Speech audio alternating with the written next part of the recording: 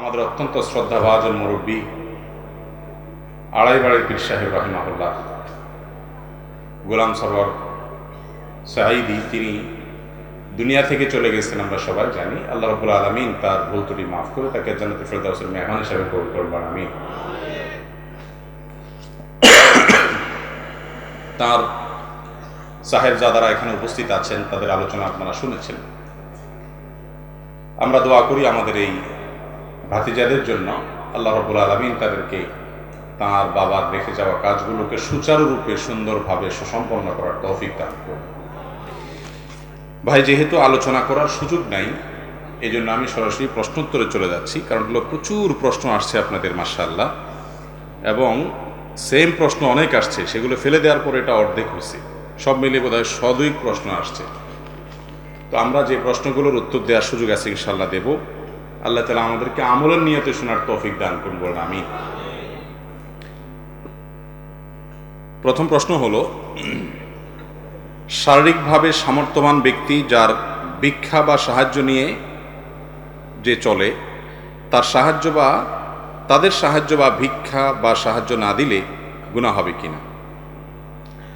শারীরিকভাবে সক্ষম, চাইলেই উপার্জন করতে পারেন অথচ ভিক্ষা করেন, এরকম ব্যক্তিকে ভিক্ষা না দিলে গুনাহ হবে কিনা?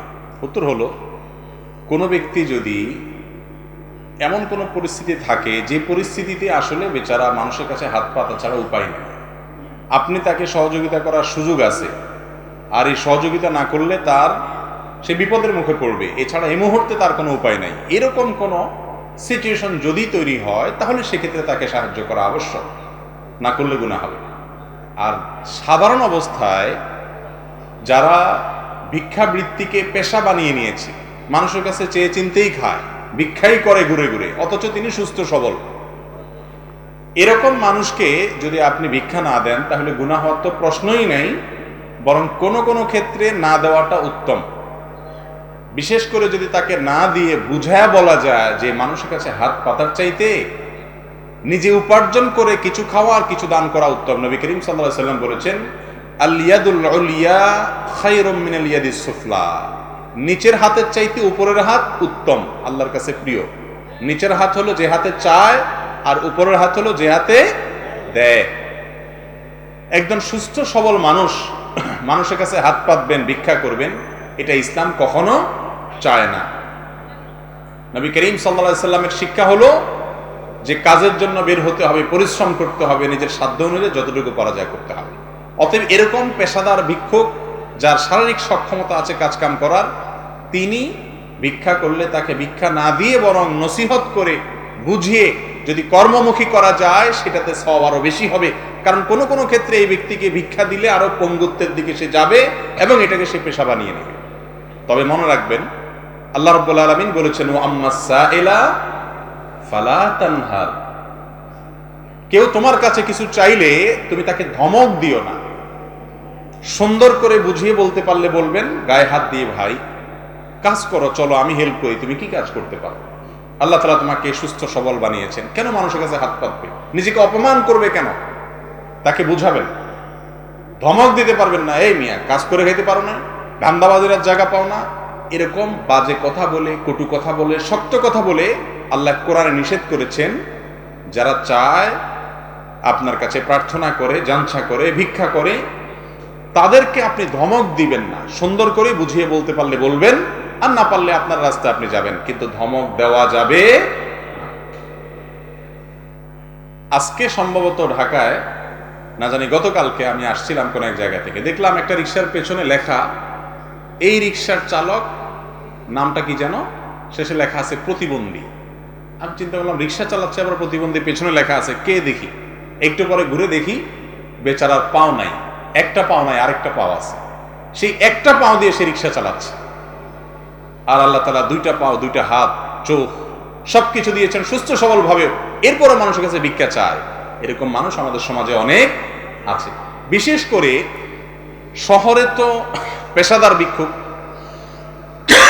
গ্রামে পেশাদার ভিক্ষুক না থাকলে কি হবে? গ্রামে কিছু মানুষের খাসলত হলো বিদেশি আসছে, বিদেশি বুঝুন তো কি, প্রবাসী। আমি প্রবাসীদেরকে বলি, ভাই রে, আপনাদের মতো কপাল পড়া দুনিয়াতে আর কেউ নাই। আমি নিজেও প্রবাসী ছিলাম, আমারও কপাল পড়া ছিল এক সময়, এখন ভালো হয়ে গেছে, পড়া নাই আর কপাল। তার মানে কপাল পড়া বলে এই জন্য বললাম যে প্রবাসী বেচারারা, তাদেরকে দেশে আসলে সবাই এলাকার মানুষ, গ্রামের মানুষ বলে বিদেশি। মানে কি? মানে এটা আমাদের দেশি না, এটা বাইরে থাকে, লুটে পুটে খাও, যার যা মনে চায়। আর যখন সৌদি আরব যায় বা মিডিল ইস্টে যায়, বিদেশে যায়, ওখানকার লোকেরা বলে হাজা আজনবী। বুঝলেন হাজা আজনবী মানে? মানে এই বিদেশি। তো আমি বলি, আপনাদের দেশ কোথায়? আপনাদের দেশ হলো আকাশের উপরে, যতক্ষণ বিমানে থাকেন ওইটাই আপনাদের দেশ। সৌদি আরব গেলে সৌদিয়ানরা দেখা বলে হাজা আজনবী, এটা বিদেশি। আবার দেশে আসলে গ্রামের মানুষ বলে বিদেশি।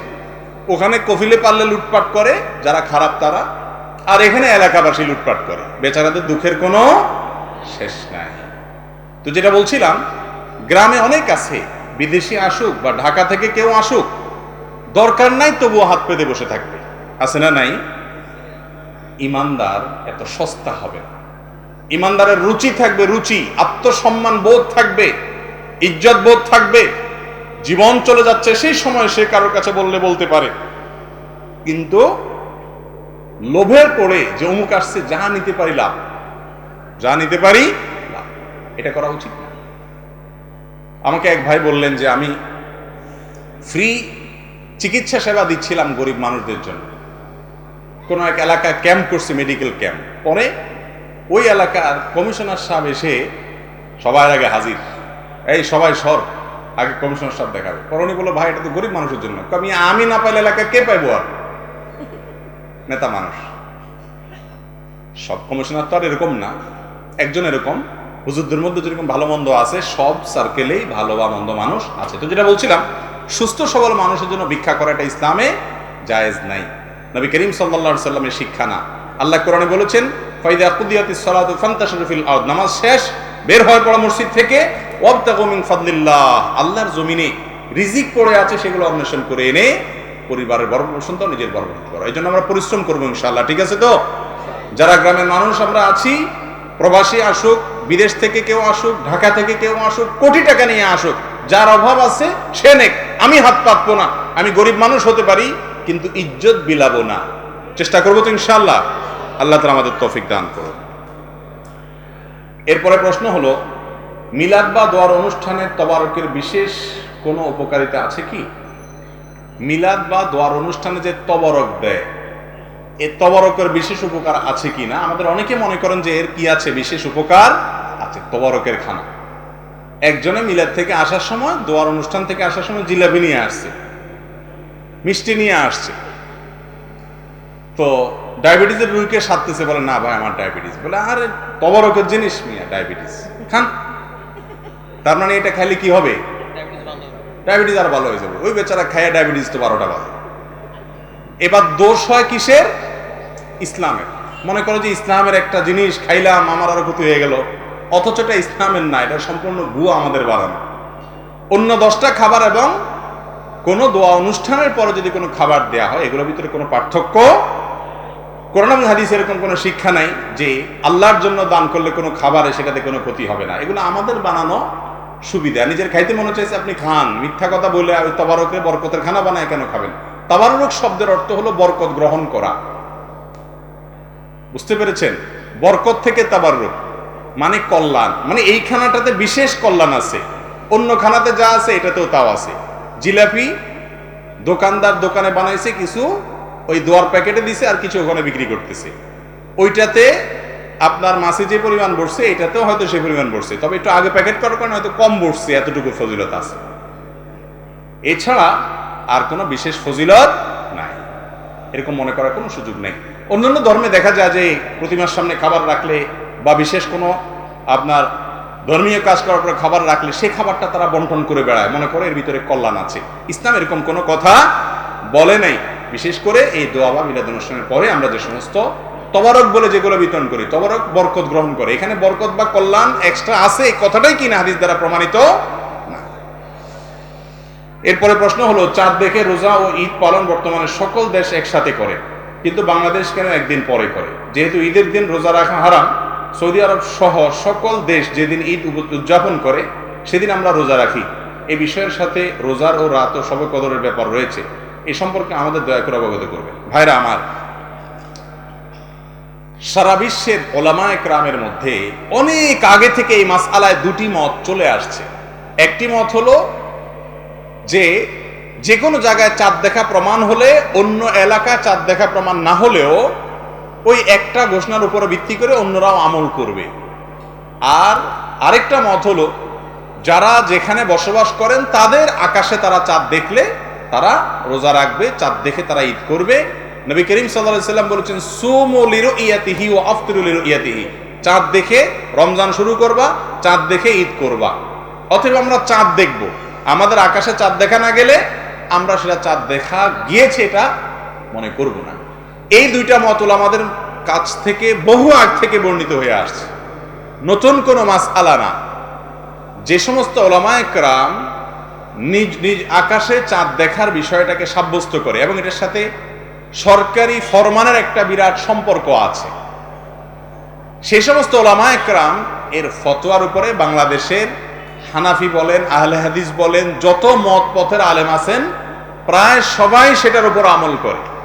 হাতে গুনলে কয়েকজন গোনা যাবে হয়তো, যাদের নামও হয়তো উল্লেখ করার মতো না, এরকম কিছু ভিন্ন মত থাকতে পারে। উল্লেখযোগ্য যারা আছেন তারা সবাই এই মতটা পোষণ করে।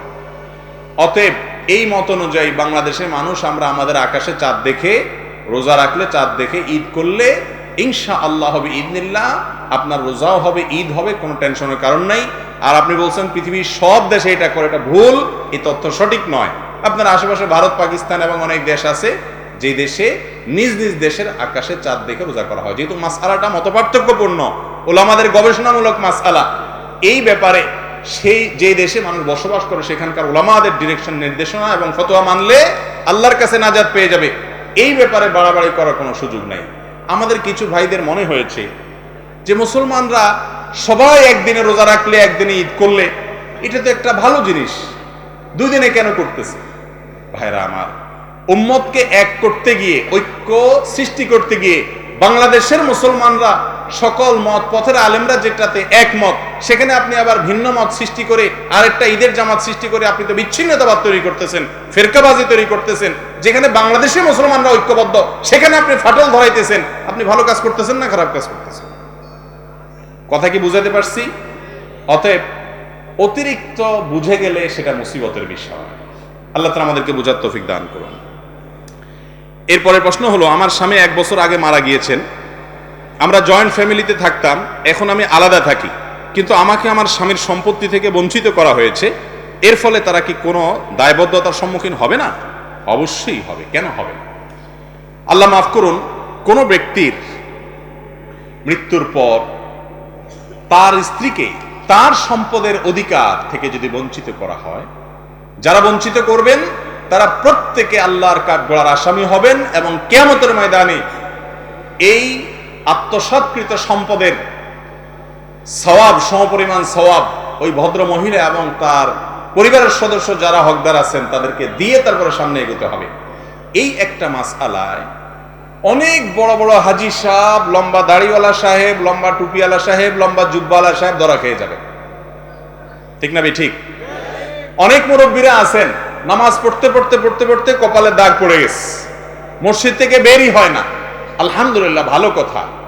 কিন্তু তিনি তার ছেলের মৃত্যুর পর ছলে বলে কলে কৌশলে কিভাবে তার বৌমা সন্তানদের ঠকাবে সেই চিন্তা করে। হ্যাঁ, বাবার সম্পদের মধ্যে সন্তানের অধিকার থাকতে হলে বাবার মৃত্যুর পরে অধিকার পায়। অতএব কোন মহিলার স্বামী যদি মারা যান আর তার শ্বশুর জীবিত থাকে, তাহলে শ্বশুরের সম্পত্তিতে স্বামীর যে হক সেটা আসলে আসে না, সেটা পেতে হলে বাবার মৃত্যুর পরে যায় আসে।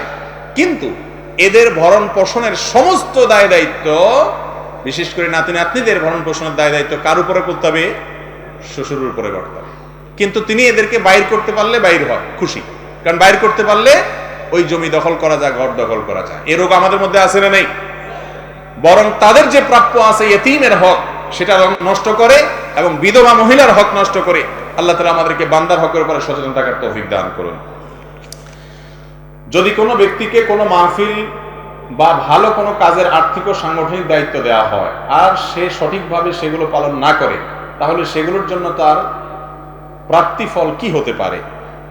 দেখুন, নবী করিম সাল্লাল্লাহু আলাইহি সাল্লাম বলেছেন, আলা কুল্লুকুম রাইন, তোমাদের প্রত্যেকে দায়িত্বশীল, ওয়া কুল্লুকুম মাসউলুন আন রাইয়াতিহি, এবং তোমাদের প্রত্যেককে তার দায়িত্ব সম্পর্কে জিজ্ঞাসাবাদ করা হবে। অতএব কোন দায়িত্ব আপনার উপর অর্পণ করা হয়েছে, আপনি অবহেলা করে সেটা ঠিকমতো করলেন না এবং তার কারণে কোনো হইচই হলো, ঝামেলা হলো, অসুবিধা হলো, তাহলে আপনি আমানতের খেয়ানত করলেন। এর জন্য গুনাহগার হতে হবে, আল্লাহর কাছে জবাবদিহি করতে হবে। দায়িত্বটা কোন মাপের, অবহেলাটা কি ধরনের, এটার উপর ভ্যারি করবে, তার শাস্তি আল্লাহর কাছে কি হবে না হবে, কিন্তু সে অপরাধী হবে, এতে কোনো সন্দেহ নাই। এরপরে প্রশ্ন হলো, মহিলাদের নেকাব পরা ও সতর ঢাকা, এই বিষয়টি কি কোরআন শরীফে উল্লেখ আছে? থাকলে কোথায় আছে ও কতটুকু ঢাকার কথা বলা আছে, দয়া করে জানাবেন। সূরা নূর আয়াত নম্বর 31। সূরা নূর একটা সূরার নাম, আয়াত নম্বর কত বলছি? 31। এই আয়াতে আল্লাহ রাব্বুল আলামিন বলেছেন, ওয়ালা ইউবদিনা যিনাতাহুন্না ইল্লা মা যাহারা মিনহা, মহিলারা তাদের শরীরের সকল সৌন্দর্য এটাকে ঢেকে রাখবে, এটাকে প্রকাশ করবে না, ইল্লা মা যাহারা মিনহা, তবে যেটা এমনি প্রকাশিত থাকে সেটার কথা ভিন্ন। এই ইল্লা মা যাহারা মিনহা এটার ব্যাখ্যায় মুফাসসিরদের নানা রকমের মত আছে। ইমাম ইবনে কাসির রাহিমাহুল্লাহ, তার থেকে একটা মত বর্ণিত হয়েছে, আব্দুল্লাহ ইবনে মাসউদ রাদিয়াল্লাহু আনহু থেকে আরেকটা বর্ণিত হয়েছে, আরো অনেক মত আছে। এই মতগুলোর ভিতরে একটা মত হলো এই যে মা যাহারা মিনহার অর্থ হলো যে পর্দা করার পরেও যেটা প্রকাশ থাকে, লুকানো যায় না। যেমন বোরকা পরলে একজন উপরে শীতের কারণে একটা চাদর পরলো, এটা দেখা যেতে পারে, এটা প্রকাশ থাকে। আবার অনেক উলামা ইকরাম বলেছেন চেহারা এবং দুই হাতের কবজি, এটা হলো মা যাহারা মিনহার ব্যাখ্যা। তো এই ক্ষেত্রে কোনো আলেমেরই দ্বিমত নাই, যদি কোনো নারী তার শরীরের কোনো অংশ যেটা না খুললে নয়, চেহারা এবং দুই হাতের কবজির কথা বলা হচ্ছে, যারা এটাকে খোলাকে জায়েজ বলেন তারাও বলেন যদি ফিতনার আশঙ্কা থাকে তাহলে সেটা খোলা জায়েজ নেই। আর আজকাল এমন একটা সময় আমরা আসছি, মানুষ তো মানুষ, পশুর হাসে পর্যন্ত, পশু পর্যন্ত মানুষ থেকে নিরাপদে থাকতে পারে না। মানুষের যৌন জুলুম এবং অত্যাচারের শিকার হয়ে যায়, পশুর চাইতে অদম হয়ে গেছে মানুষ। শিশুরা পর্যন্ত নিরাপদে থাকে না, বৃদ্ধারা পর্যন্ত নিরাপদে থাকে না, বোরকা পরেও নিরাপদে সবসময় থাকা যায় না। সেখানে যত বেশি উন্মুক্ত থাকবে তত বেশি তাদেরকে নিয়ে মানুষ বাজে চিন্তা করবে, জেনা করবে। মুসলিম নারী সম্ভ্রান্ত, তার মধ্যে আত্মসম্মান বোধ থাকবে যে আমাকে নিয়ে মানুষ বাজে চিন্তা করবে, এটা আমার সম্মানহানি, মনে মনে আমাকে জেনা করবে, এই সুযোগ কোন সম্ভ্রান্ত নারী, কোন মুসলিম নারী কখনো দিতে পারে। এই জন্য এটা ঢেকে রাখাটাই হলো অধিকতর শ্রেয় এবং আপনার পর্দার সাথে সামঞ্জস্যপূর্ণ, এবং এই মতটাই অধিকতর শক্তিশালী যে হাত এবং মুখ উভয়টা ঢাকবেন। তবে হ্যাঁ, কারো বোরকা পরতে অসুবিধা হয়, দরকার নেই বোরকা পরার, মাথার উপরে যে ওড়না আছে সেটাকে টেনে দিবেন। ইউদনিনা আলাইহিন্না মিন জালাবিবিহিন্না, আল্লাহ বলেছেন। সূরা নূর, সূরা আহজাব পড়েন, পর্দার বিধিবিধান জেনে যাবেন। আল্লাহ বলেছেন তাদের মাথার উপরে যে জিলবাব আছে, চাদর আছে, ইউদনিনা আলাইহিন্না, তারা সেটা নিজেদের উপরে টেনে দিবে। মাথার উপরে চাদরকে জিলবাব বলা হয়, কাপড়কে জিলবাব বলা হয়। আল্লাহ বলেছেন সেটাকে টেনে দিতে। মুখ যদি প্রদর্শনী করতে হবে তাহলে এটাকে টেনে দিতে হবে। কেন আল্লাহ তাআলা বলেছেন? বোঝা গেছে যে এটা কি করা যাবে না, প্রকাশ করা যাবে না। তবে হ্যাঁ, এমন হতে পারে কেউ মাথার কাপড় টেনে ঘোমটা মতো দিলেন, পুরোপুরি ঢাকলেন না, এবং তিনি এমন ভাবে চললেন যে কেউ তার দিকে খুব ভালো করে চেষ্টা করে দেখতে চাইলে দেখা ছাড়া সাধারণভাবে দেখার সুযোগ নেই। এভাবে চলতে পারেন, এবং এটাই ইসলামের শিক্ষা। ঘুরে ফিরে গোটা বিশ্বের মানুষকে আল্লাহর আদেশ এবং নিষেধের মধ্যেই আসতে হবে, এছাড়া কোনো উপায় নাই বাঁচার জন্য, এই ছাড়া উপায় নেই। তসলিমা নাসরিনের সম্ভবত কোন একটা বইতে পড়েছিলাম যে উনি বলেছেন যে যখন বিপদে পড়ে তিনি পলায়ন করার ব্যবস্থা নিচ্ছিলেন, পলায়ন করার উপায় নেই, পাবলিক দেখলে বিপদ হয়ে যেতে পারে, সেজন্য একজন একটা বোরকা এনে দিছে যে বোরকা পরো, এছাড়া উপায় নেই, বোরকা ছাড়া উপায় নেই। তো যাই হোক, আল্লাহ রাব্বুল আলামিন পর্দার যে বিধান দিয়েছেন এটা নারীদের সম্মান রক্ষা করার জন্য, ইজ্জত রক্ষা করার জন্য, এটা তাদের উপরে আলাদা কোনো বাইন্ডিংস হিসাবে দেওয়া হয়নি। আল্লাহ তাআলা আমাদের মা বোনদের বোঝার তৌফিক দান করুন। নেক আশা পূরণের জন্য কোন আমল করতে হবে? নেক আশা বা ভালো উদ্দেশ্য পূরণের জন্য সবচেয়ে কার্যকর উপায় হলো আল্লাহ রাব্বুল আলামিনের কাছে ইসমে আজম দিয়ে দোয়া করা। কি দিয়ে দোয়া করা? ইসমে আজম। ইসমে আজম কি, এ সম্পর্কে অনেক বর্ণনা আছে। একটা বর্ণনা এটাও আছে যে আল্লাহ এই শব্দটাই হলো ইসমে আজম, অতএব হে আল্লাহ এরকম বলে যদি কিছু দোয়া করে তাহলে কোন কোন বর্ণনা মতে সে ইসমে আজম দিয়ে দোয়া করলো। আরো ইসমে আজমের বিভিন্ন ফরম্যাট আছে, বিষয়ে আমাদের একটা ভিডিওই আছে স্বতন্ত্র, এটা দেখতে পারেন। আর মনে রাখবেন, আগে সব জায়গায় বাদ টাদ দিয়ে নিবেন, এরপরে পানি ছিঁচলে আপনি মাছ পাওয়ার সম্ভাবনা আছে। হারাম খাইতে থাকবেন, 2 নম্বরে সব কাজ করতে থাকবেন, আর এদিকে ইসমে আজম দিয়ে হাত ডাক দিয়ে দোয়া করবেন। আন্না ইউস্তাজাবু লাহ, নবী করিম সাল্লাল্লাহু আলাইহি ওয়াসাল্লাম বলেছেন তার দোয়া কিভাবে কবুল হতে পারে, হওয়ার কোনো সুযোগ। এই জন্য হালাল উপার্জন থাকা, হারাম থেকে বেঁচে থাকা দোয়া কবুলের জন্য গুরুত্বপূর্ণ শর্ত। এরপরে প্রশ্ন হলো, একই সাথে বোরকা পরে হাত মোজা পা মোজা সমস্ত মুখ ঢেকে শুধুমাত্র চোখ খোলা রেখে পর্দা করাকে এক নারী ডাকাইত্তাবাদ বান দেওয়া বলে অভিহিত করেন। এতে করে যে নারী এই কথা বলেছেন সেই নারী কি কোনোভাবে কোরআন বা আল্লাহর আইনকে অস্বীকার করেছেন? তাতে আর কোনো ধরনের গুনাহ হচ্ছে কিনা তার সমাধান দয়া করে জানাবেন। অবশ্য এই কথা বলা নারী আবার নামাজও পড়েন, তার মানে ইনি নাস্তিক নন, আলহামদুলিল্লাহ আল্লাহতে বিশ্বাস করেন। আমার এই বোন যে মন্তব্য করেছেন, নিশ্চয়ই তিনি এ বিষয়ে জানেন না যে তিনি কত জঘন্য মন্তব্য করেছেন, এবং এই মন্তব্যের কারণে ঈমান থেকে খারিজ হওয়ার মতো বিষয়। কেউ যদি আল্লাহর বিধানকে সরাসরি অস্বীকার করে, আল্লাহর বিধানকে যদি ডিনাই করে, সে যদি বলে যে না এটা এই যুগে চলে না, তাহলে সঙ্গে সঙ্গে সে ইসলাম থেকে খারিজ হয়ে যায় এবং বেঈমান হয়ে যায়। আল্লাহর বিধানকে যদি কোনো সময়ের জন্য অনুপযুক্ত মনে করে, ঈমান থাকবে না। হ্যাঁ, কোন বোন যদি এটা বলে থাকেন আবার তিনি নামাজে পড়েন, হয়তো তিনি জানেন না যে তিনি কি বলেছেন। এটা আল্লাহর বিরুদ্ধে বিদ্রোহ, এটা আল্লাহর বিরুদ্ধে বিদ্রোহ। আপনার বাবা একটা কাজ করতে বলেছে, আপনি বলবেন করব না, আমি মানবো না তোমার কথা, এটা বাবার বিরুদ্ধে বিদ্রোহ করার শামিল। ঠিক তেমনি ভাবে আল্লাহর নির্দেশকে লঙ্ঘন করা, এটা তার বিরুদ্ধে বিদ্রোহের শামিল। কেউ মানতে পারেন না, এটা তার দুর্বলতা, তিনি আল্লাহর কাছে মাপ চাইবেন, দাম্ভিকতা দেখাবেন, অহংকার দেখাবেন, তাহলে মুক্তির কোনো পথ খোলা থাকবে না। আমরা আমাদের বোনকে, যদি আমাদেরকে শুনে থাকেন, অনুরোধ করব তওবা করে আল্লাহর ওয়াস্তে আল্লাহর দ্বীনে ফিরে আসেন। আমি আবার বলছি, পর্দার কোনো বিকল্প নারীর সম্ভ্রমকে রক্ষা করার জন্য পৃথিবীতে নাই, কিয়ামত পর্যন্ত কেউ খুঁজেও পাবে। উন্নত দেশগুলোতে আপনি দেখেন নারী নিগ্রহের শিকার কি পরিমাণ হচ্ছে, শতকরা কত পার্সেন্ট নারী পাশবিক নির্যাতনের শিকার হচ্ছে। তারা তো অনেক উন্নত, কই কোনোভাবে এটা সম্ভব হয় না। আপনি গোটা দেশের সমস্ত পথ ঝাড়ু দিয়ে পরিষ্কার রাখবেন, এটা সম্ভব না।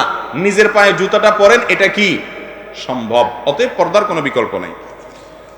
মসজিদের ভিতরে ইমাম ও মুয়াজ্জিন ফেসবুক এবং ইউটিউব চালায়, ইহা শরীয়ত মতে জায়েজ আছে কি না? ইমাম মুয়াজ্জিন মসজিদে কি করে ভাই? ইউটিউব চালায়, এটা শরীয়ত সম্মত জায়েজ আছে কিনা? বা ইমাম মুয়াজ্জিনের কথা কেন আসলো বলেন তো?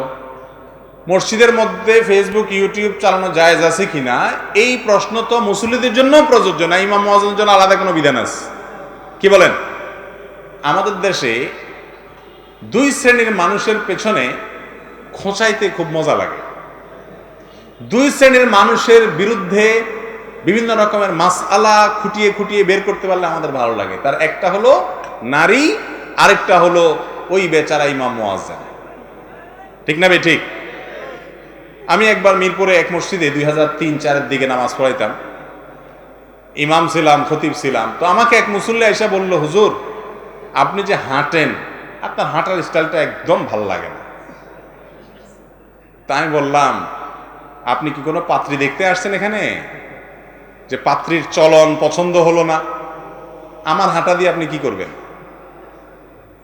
তো ইমাম সাহেবের হাঁটাটা পছন্দ হইল কিনা সেটা নিয়েও কি হয়? ফতোয়াবাজি হয়। ভালো করে শুনে রাখেন, যারা নিজেদের এলাকাতে একটু প্রভাবশালী আছেন, শুধু হুজুরদেরকে খোঁচান, হুজুরদের পিছে লাগেন, খোঁচাখুচি করেন। আরে আমাদের মধ্যে মৌলবী সাহেব পাইলে তাদের থেকে হুজুরদের বিরুদ্ধে কোনো ফতোয়া বাইর করতে পারেন কিনা খোঁচানোর চেষ্টা করেন। মনে রাখবেন, ওলামায়ে কেরামকে যদি কেউ সম্মান না করে, বাপের মতো করে, মুরব্বীর মতো করে সম্মান না করে, বয়সে ছোট হতে পারে, ইলমের কারণে যদি তাকে আপনি মর্যাদা না দেন, নবী সাল্লাল্লাহু আলাইহি সাল্লাম বলেছেন সে আমার উম্মত না। কথা কি বুঝাতে পারছি? এবার আসি মূল প্রশ্নের উত্তরে। ইউটিউব, ফেসবুক মসজিদে চালানো জায়েজ আছে কিনা? যেটা বাহিরে চালানো জায়েজ সেটা ভিতরে চালানো জায়েজ, যেটা বাহিরে চালানো না জায়েজ সেটা ভিতরে চালানো না জায়েজ। এটা হলো শ্লীলতার অশ্লীলতার কথা বলেছি। তার মানে ফেসবুকে যদি কেউ একজন ওয়াজ দেখে, কোনো খারাপ কিছু না দেখে, তাহলে এটা বাহিরেও জায়েজ আছে, মসজিদেও কি আছে? জায়েজ আছে। যদি কোনো অশ্লীল কিছু দেখে, খারাপ কোনো কিছু দেখে, সেটা বাহিরেও হারাম, মসজিদে দেখাও। কথা কি বুঝাতে পারছি? বাহিরে যেটা দেখা নিষেধ সেটা মসজিদেও দেখা যাবে। তবে হ্যাঁ, ফেসবুক, ইউটিউব এগুলো চালাইলে আশেপাশে অ্যাড আছে, খারাপ জিনিস নিজে না চাইলেও অনেক সময় চলে আসে, মিউজিক বেজে উঠে, অনেক সময় আশেপাশে মুসল্লিদের ব্যাঘাত হতে পারে। সবচেয়ে বড় কথা হলো আল্লাহর ঘরের প্রতি এটা অসম্মান হয়। বাহিরে যতটুকু সতর্ক থাকবেন, ভেতরে আরো বেশি সতর্ক থাকতে হবে আল্লাহর ঘরের প্রতি সম্মান দেখানোর জন্য, আদব এবং শিষ্টাচারের জন্য। আর সেই কারণে মসজিদের মধ্যে এই সব জিনিস না চালানোটাই হলো তাকওয়ার দাবি। তবে যদি ভালো কিছু কেউ দেখে এবং তার দায়িত্বে দেখে, কোনো খারাপ কিছু আসবে না, সে জানে, তার নিউজ ফিডে কি আসে না আসে সে জানে, মুখস্থ সে। সাধারণত খারাপ জিনিস তার নিউজ ফিডে আসে যে খারাপ জিনিসে ক্লিক করে, যে খারাপ জিনিসে কখনো ক্লিক করে না তার কাছে এগুলো আসে না, এটাই সিস্টেম।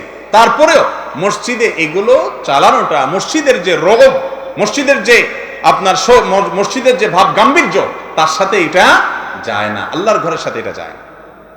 এই জন্য এটা না করাই হলো উচিত এবং কর্তব্য। তবে হ্যাঁ, কেউ যদি পিওর কোনো ভালো জিনিস দেখে তাহলে সে গুনাহ করছে এটা বলা যাবে না। অনেকে কোরআন তেলাওয়াত করে মোবাইলে, অনেক মুরব্বী আসে বুঝে না তো যে মোবাইলে কোরআন তেলাওয়াত করা যায়, আইসা দেয় ধমক, বেটা করস কি মোবাইল নিয়ে মসজিদে, বেচারা হয়তো কোরআন শরীফ পড়তেছে। এরকম হয় কি হয় না? তো এই জন্য কে কি করতেছে মোবাইলে সেটা হলো মূল বিষয়। খারাপ কিছু করলে সেটা মসজিদে করলে বাইরে করার চাইতে অবশ্যই কি হবে? বেশি গুনাহ হবে। এরপরে প্রশ্ন হলো, কোনো মেয়ে বন্ধু যদি ফজর নামাজ পড়ার জন্য জাগিয়ে দেয় তাহলে সে নামাজ হবে কিনা? আল্লাহুল মুস্তান। প্রশ্ন আর খুঁজে পান নাই? মেয়ে বন্ধু এটা আবার কি জিনিস ভাই? স্ত্রী। পুরুষের মেয়ে বন্ধুর নাম কি? স্ত্রী। তো স্ত্রীর ডাইকা দিলে নামাজ হবে কিনা প্রশ্ন, মানে ডাইকা দিলে বেটির ডাবল সওয়াব হবে ইনশাআল্লাহ। বুঝেন নাই কথা? বই যদি জামাইকে ডাইকা দেয়, ওগো উঠো ফজর নামাজের ওয়াক্ত হয়েছে, বেচারি উঠাই দিয়ে ইনশাআল্লাহ সওয়াব পাবে, তার নিজের নামাজের সওয়াব তো আছেই। অতএব পুরুষের যে মেয়ে বন্ধু তাকে বলা হয় কি? স্ত্রী। তিনি ডাকিয়া দিলে সব হবে ইনশাআল্লাহ, এবং ডেকে দিতে হবে, এটা তার কর্তব্য যদি তিনি আগে উঠেন। আবার ছেলে বন্ধু অর্থাৎ স্বামী, তিনি তার মেয়ে বন্ধু স্ত্রীকে কি করবেন? ডেকে দিবেন। একজন আরেকজনকে কি করতে হবে? ডেকে দিতে হবে। আপনারা সব মিটিমিটি করে হাসতেছেন যে মৌলবী বেকুব, কিচ্ছু বুঝে নেই। আমরা প্রশ্ন করলাম কি আর উত্তর দেয় না, এই জন্য মিটিমিটি করে হাসতেছে। আহা ভাইরে,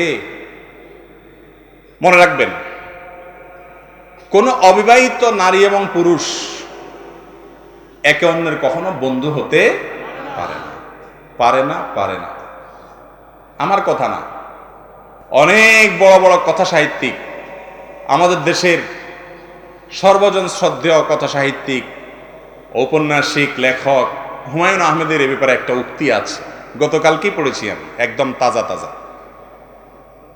এবং তার আগে অন্য আরো অনেক বড় বড় মনীষীদের বক্তব্য আমরা পড়েছি, যেগুলো আসলে কোরআন হাদিসে যেটা বলেছে সেটারই সমর্থন এবং সায় দেওয়া তাদের।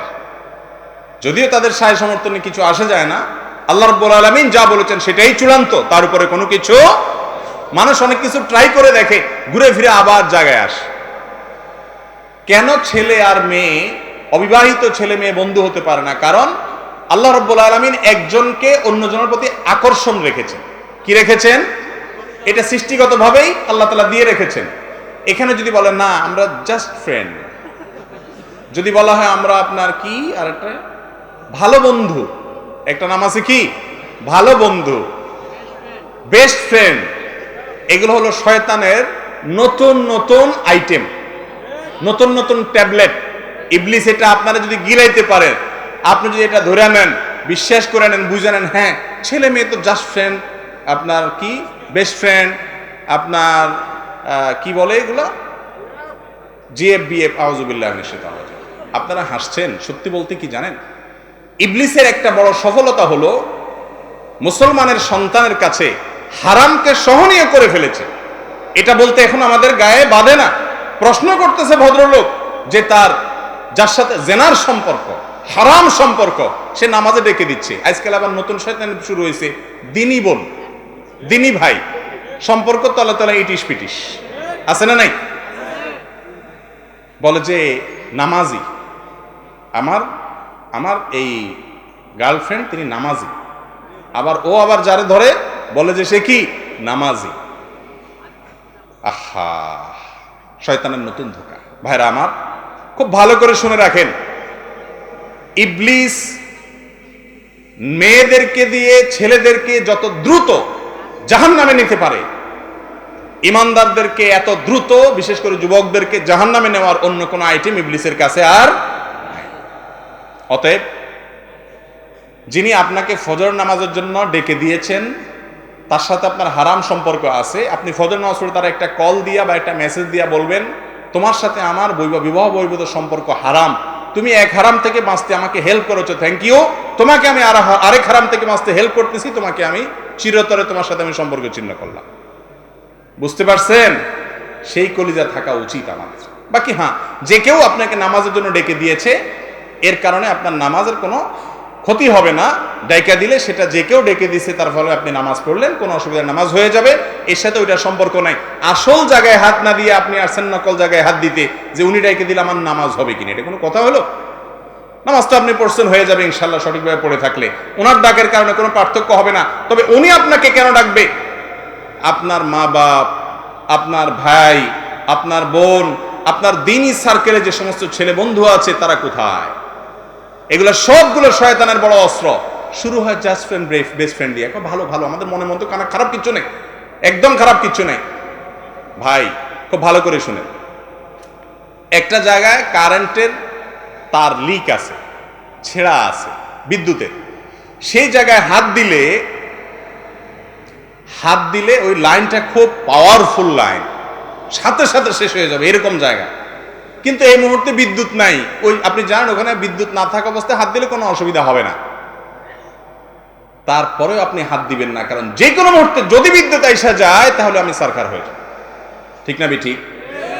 ঠিক তেমনি ভাবে নারী এবং পুরুষকে আল্লাহ রাব্বুল আলামিন এইভাবে সৃষ্টি করে আমাদেরকে দুনিয়াতে পাঠিয়েছেন যে একজনের প্রতি অন্যজনের আকর্ষণ হয়। এই আকর্ষণটা জেনা এবং হারাম কামনা বাসনা মনের ভিতরে তৈরি করে। প্রথম হয়তো মনের ভিতরে খারাপ কিছু আসে না, কিন্তু একটা সময় আসবে, এতে কোনো সন্দেহের অবকাশ। যদি কেউ আপনার সাথে বছরকে বছর, যুগ যুগ ধরে ভালো মানুষে অভিনয় করে, বিশ্বাস করবেন না, হয় তার মনে জেনা আসে, আর না হলে বিপরীত জনের মনে জেনার চিন্তা আসে। আর যদি এর দুইটার কোনোটা না আসে, তাহলে বুঝতে হবে এটা রোগী, অসুস্থ অথবা মিথ্যাবাদী।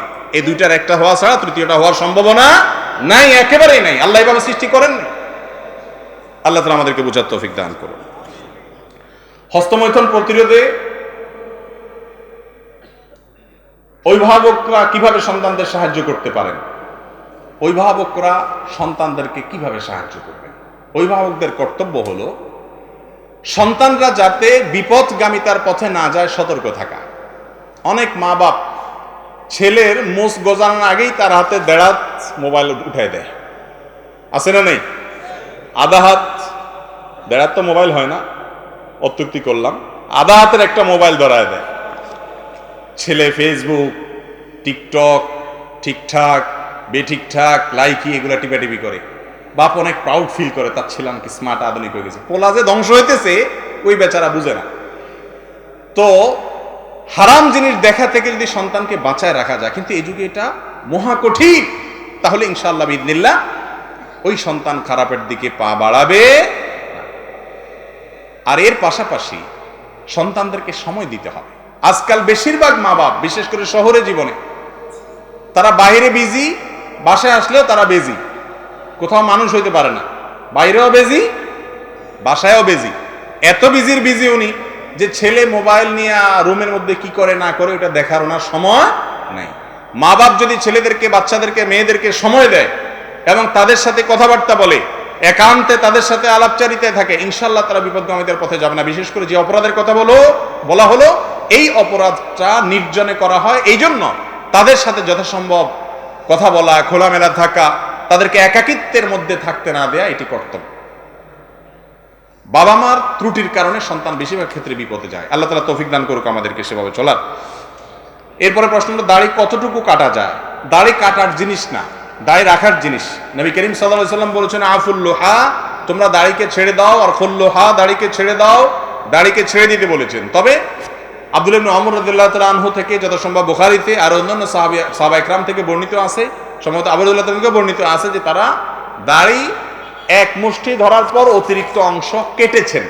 এই জন্য কারোর যদি দাড়ি বড় হলে বোতামের সাথে লেগে যায়, ডিস্টার্ব ফিল হয়, পেশাবের ছিটা চলে আসে, নানা রকম অসুবিধা তৈরি হয়, এক মুষ্টির পরে তিনি কাটতে পারবেন।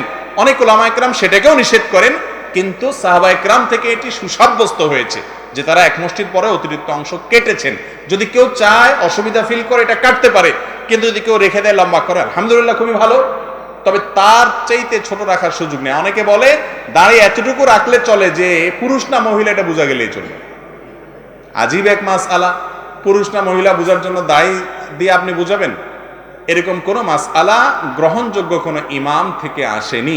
কোরআন হাদিসে এরকম কোনো কথার অনুমোদন দেয়নি। তবে হ্যাঁ, আমার যে সমস্ত ভাইরা একটু খোঁচা খোঁচা দাড়ি রাখছেন, তাদেরকে আপনি খোঁচায় খোঁচায় সেটাও চাইচা দিয়েন না, উৎসাহ দেন যে নাই মামার চাইতে কানা মামা হলে একসময় ইনশাল্লাহ ভালো মামা হবে। কথা কি বুঝাতে পারছি? আমরা এখন সবাই অন্যদেরকে নিয়ে ব্যস্ত।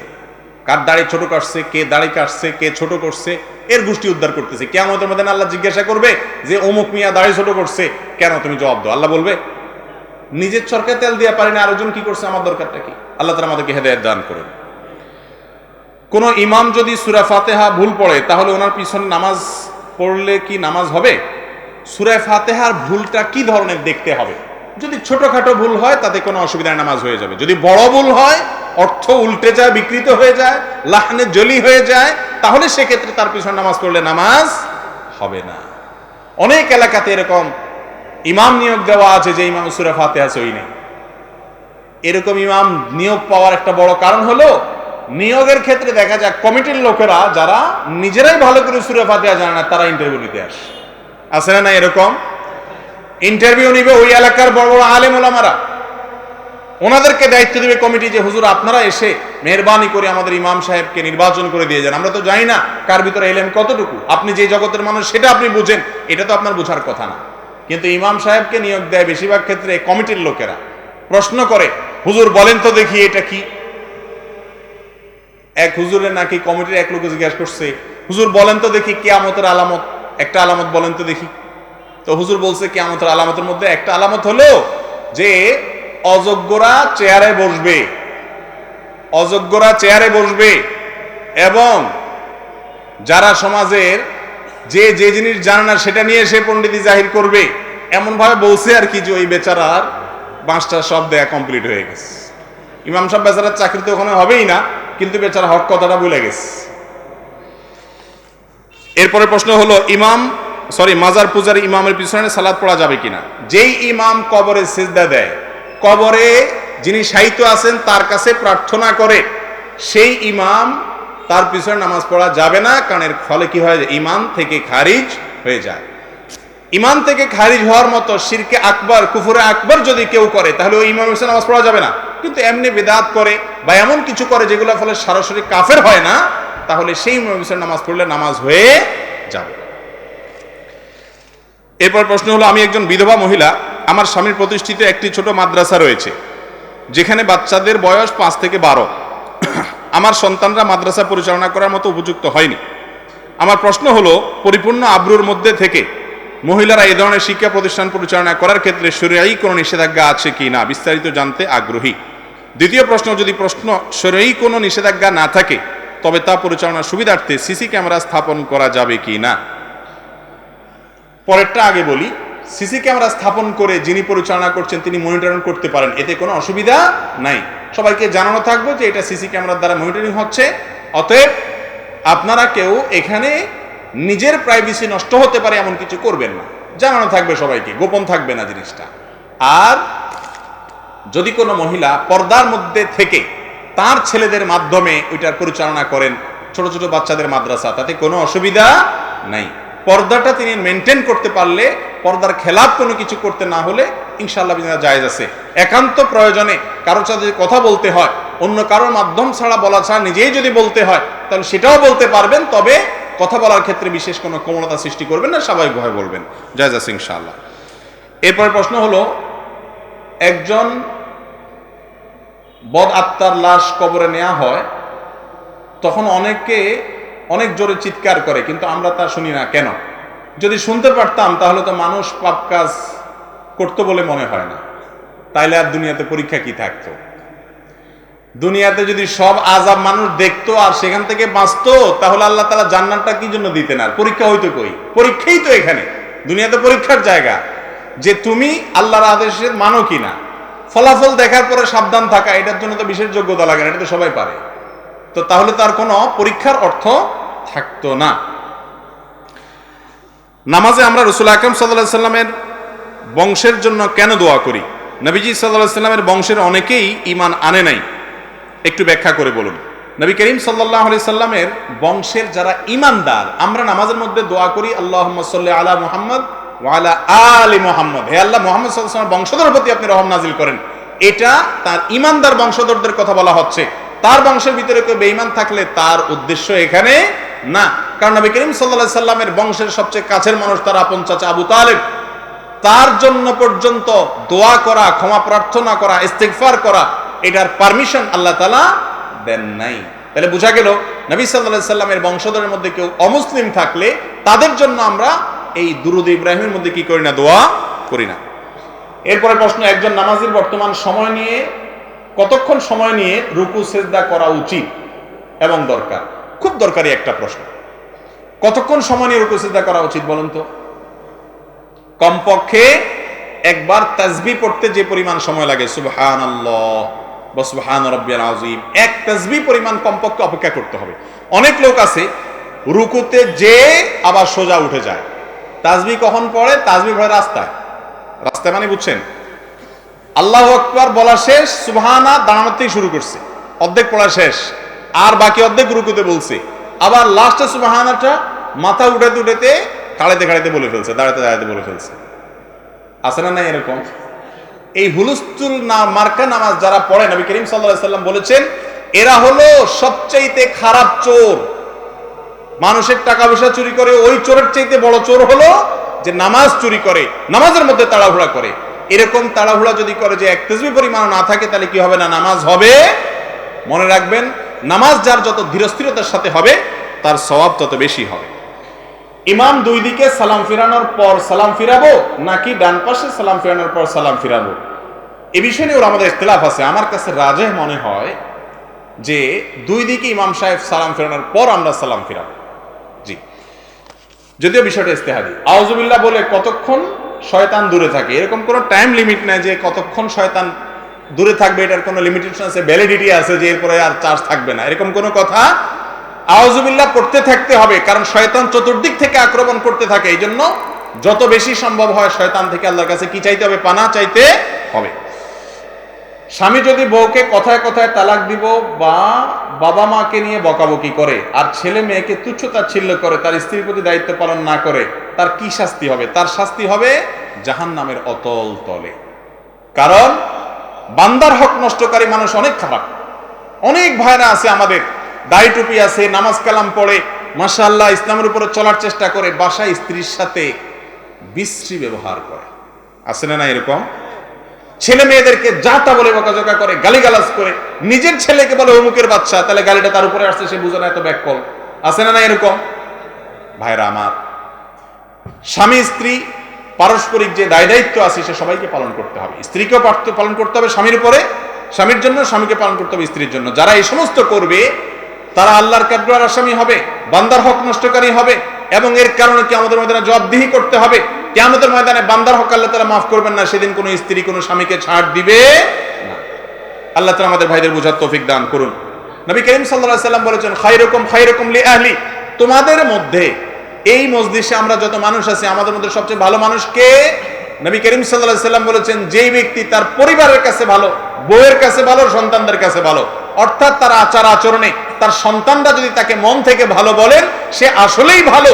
আর যে ব্যক্তি বাহিরে মানুষের কাছে অনেক ভালো, কিন্তু তার স্ত্রী বলে যে কি বিশ্রী ভাষা, তার কত খারাপ ব্যবহার সে করতে পারে আমি জানি, তাহলে এই লোক যত ভালো সাজক মানুষের কাছে, সে আল্লাহর কাছে কখনো ভালো হতে পারবে না। আল্লাহ তাআলা আমাদের সবাইকে পরিবারের সাথে সুসম্পর্ক বজায় রাখার তৌফিক দান করুক।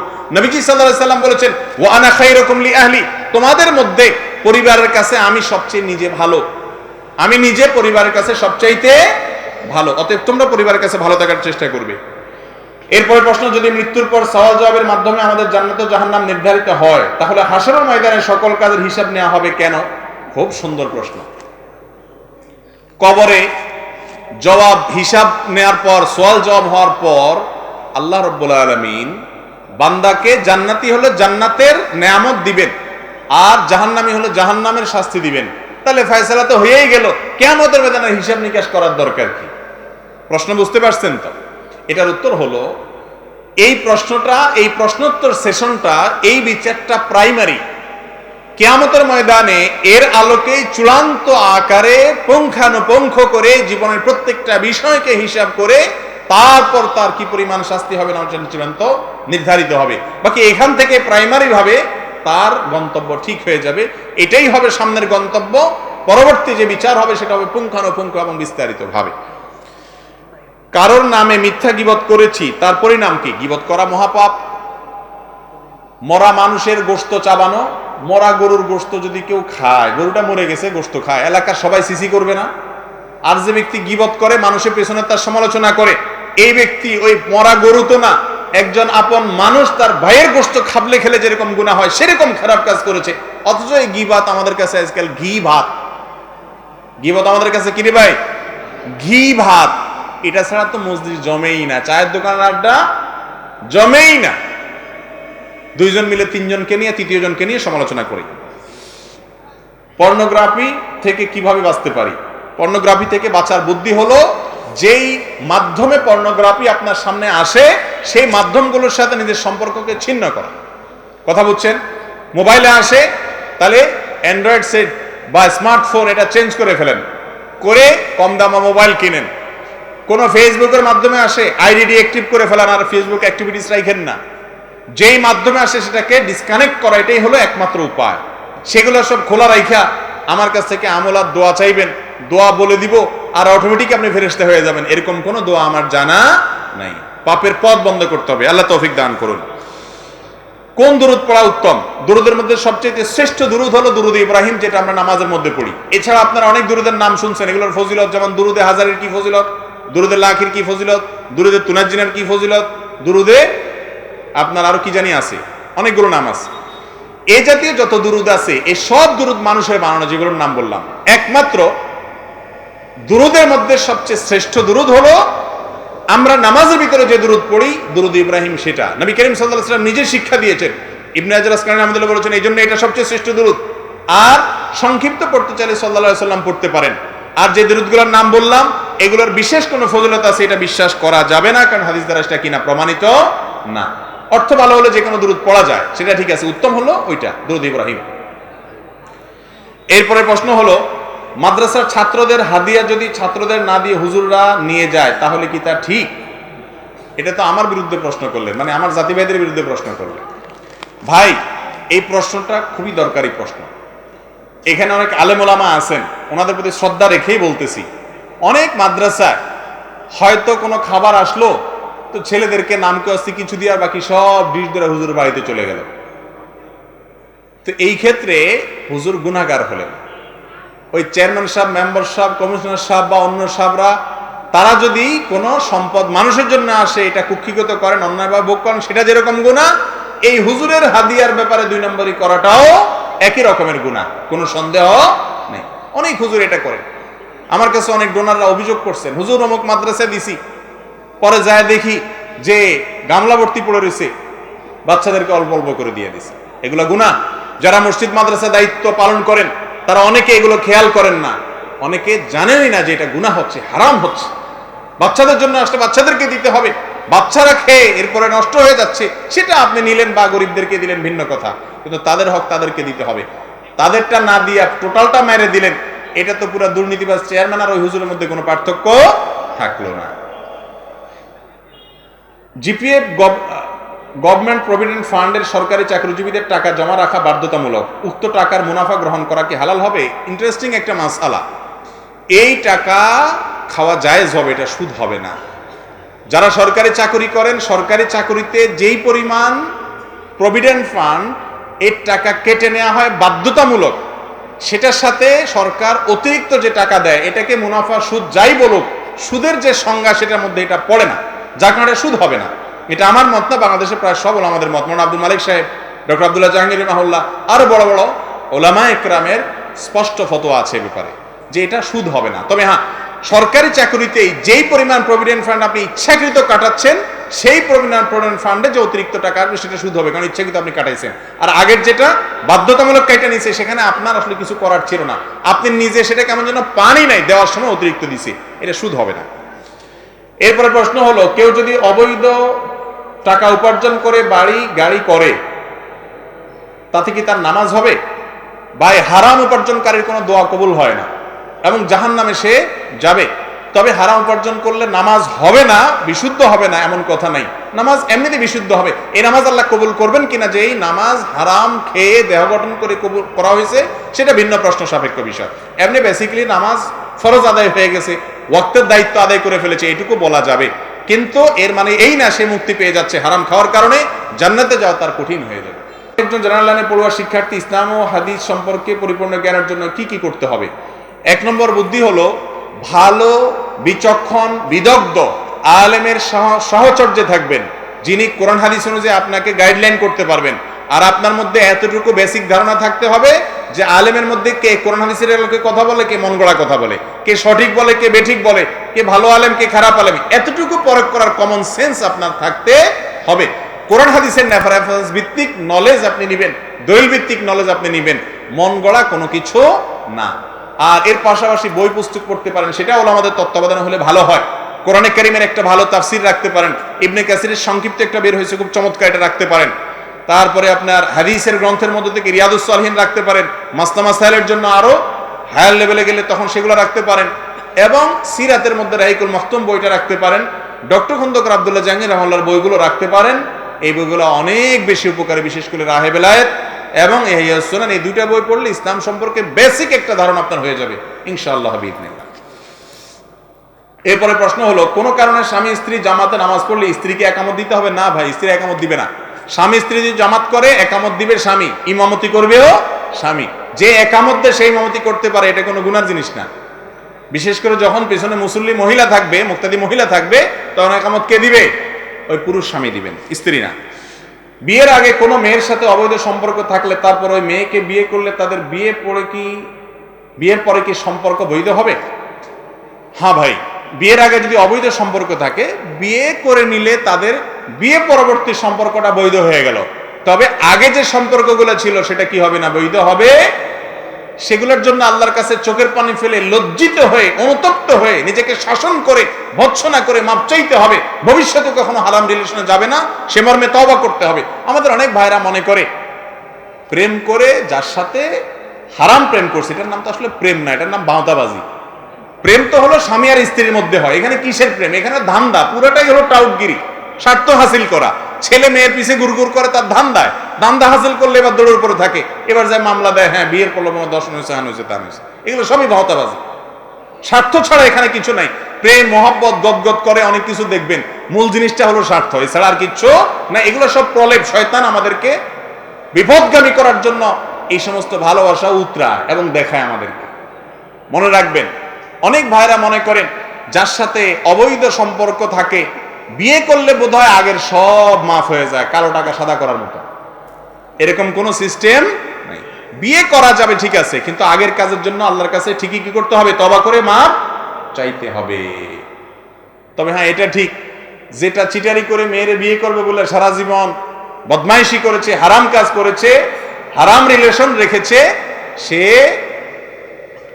এরপরে মেয়েরে সেকা দিয়ে আরেকটার বিয়ে করে বসে থাকলো। ওই বাটপারের চাইতে এই দ্বিতীয় যেটা কথা রাখছে সে অন্তত ওই কথার গুণাটা, অর্থাৎ কথা ব্যতিক্রম করার গুণাটা সে করলো না, এতটুকু বলা যায়, কিন্তু সেও হারামের সাথে সম্পর্ক করছে। এই জন্য দুজনকে তওবা করতে হবে। এরপর প্রশ্ন হলো হারাম সম্পর্ক থেকে কিভাবে ফিরবো? ফিরার পথ তো খুব সোজা।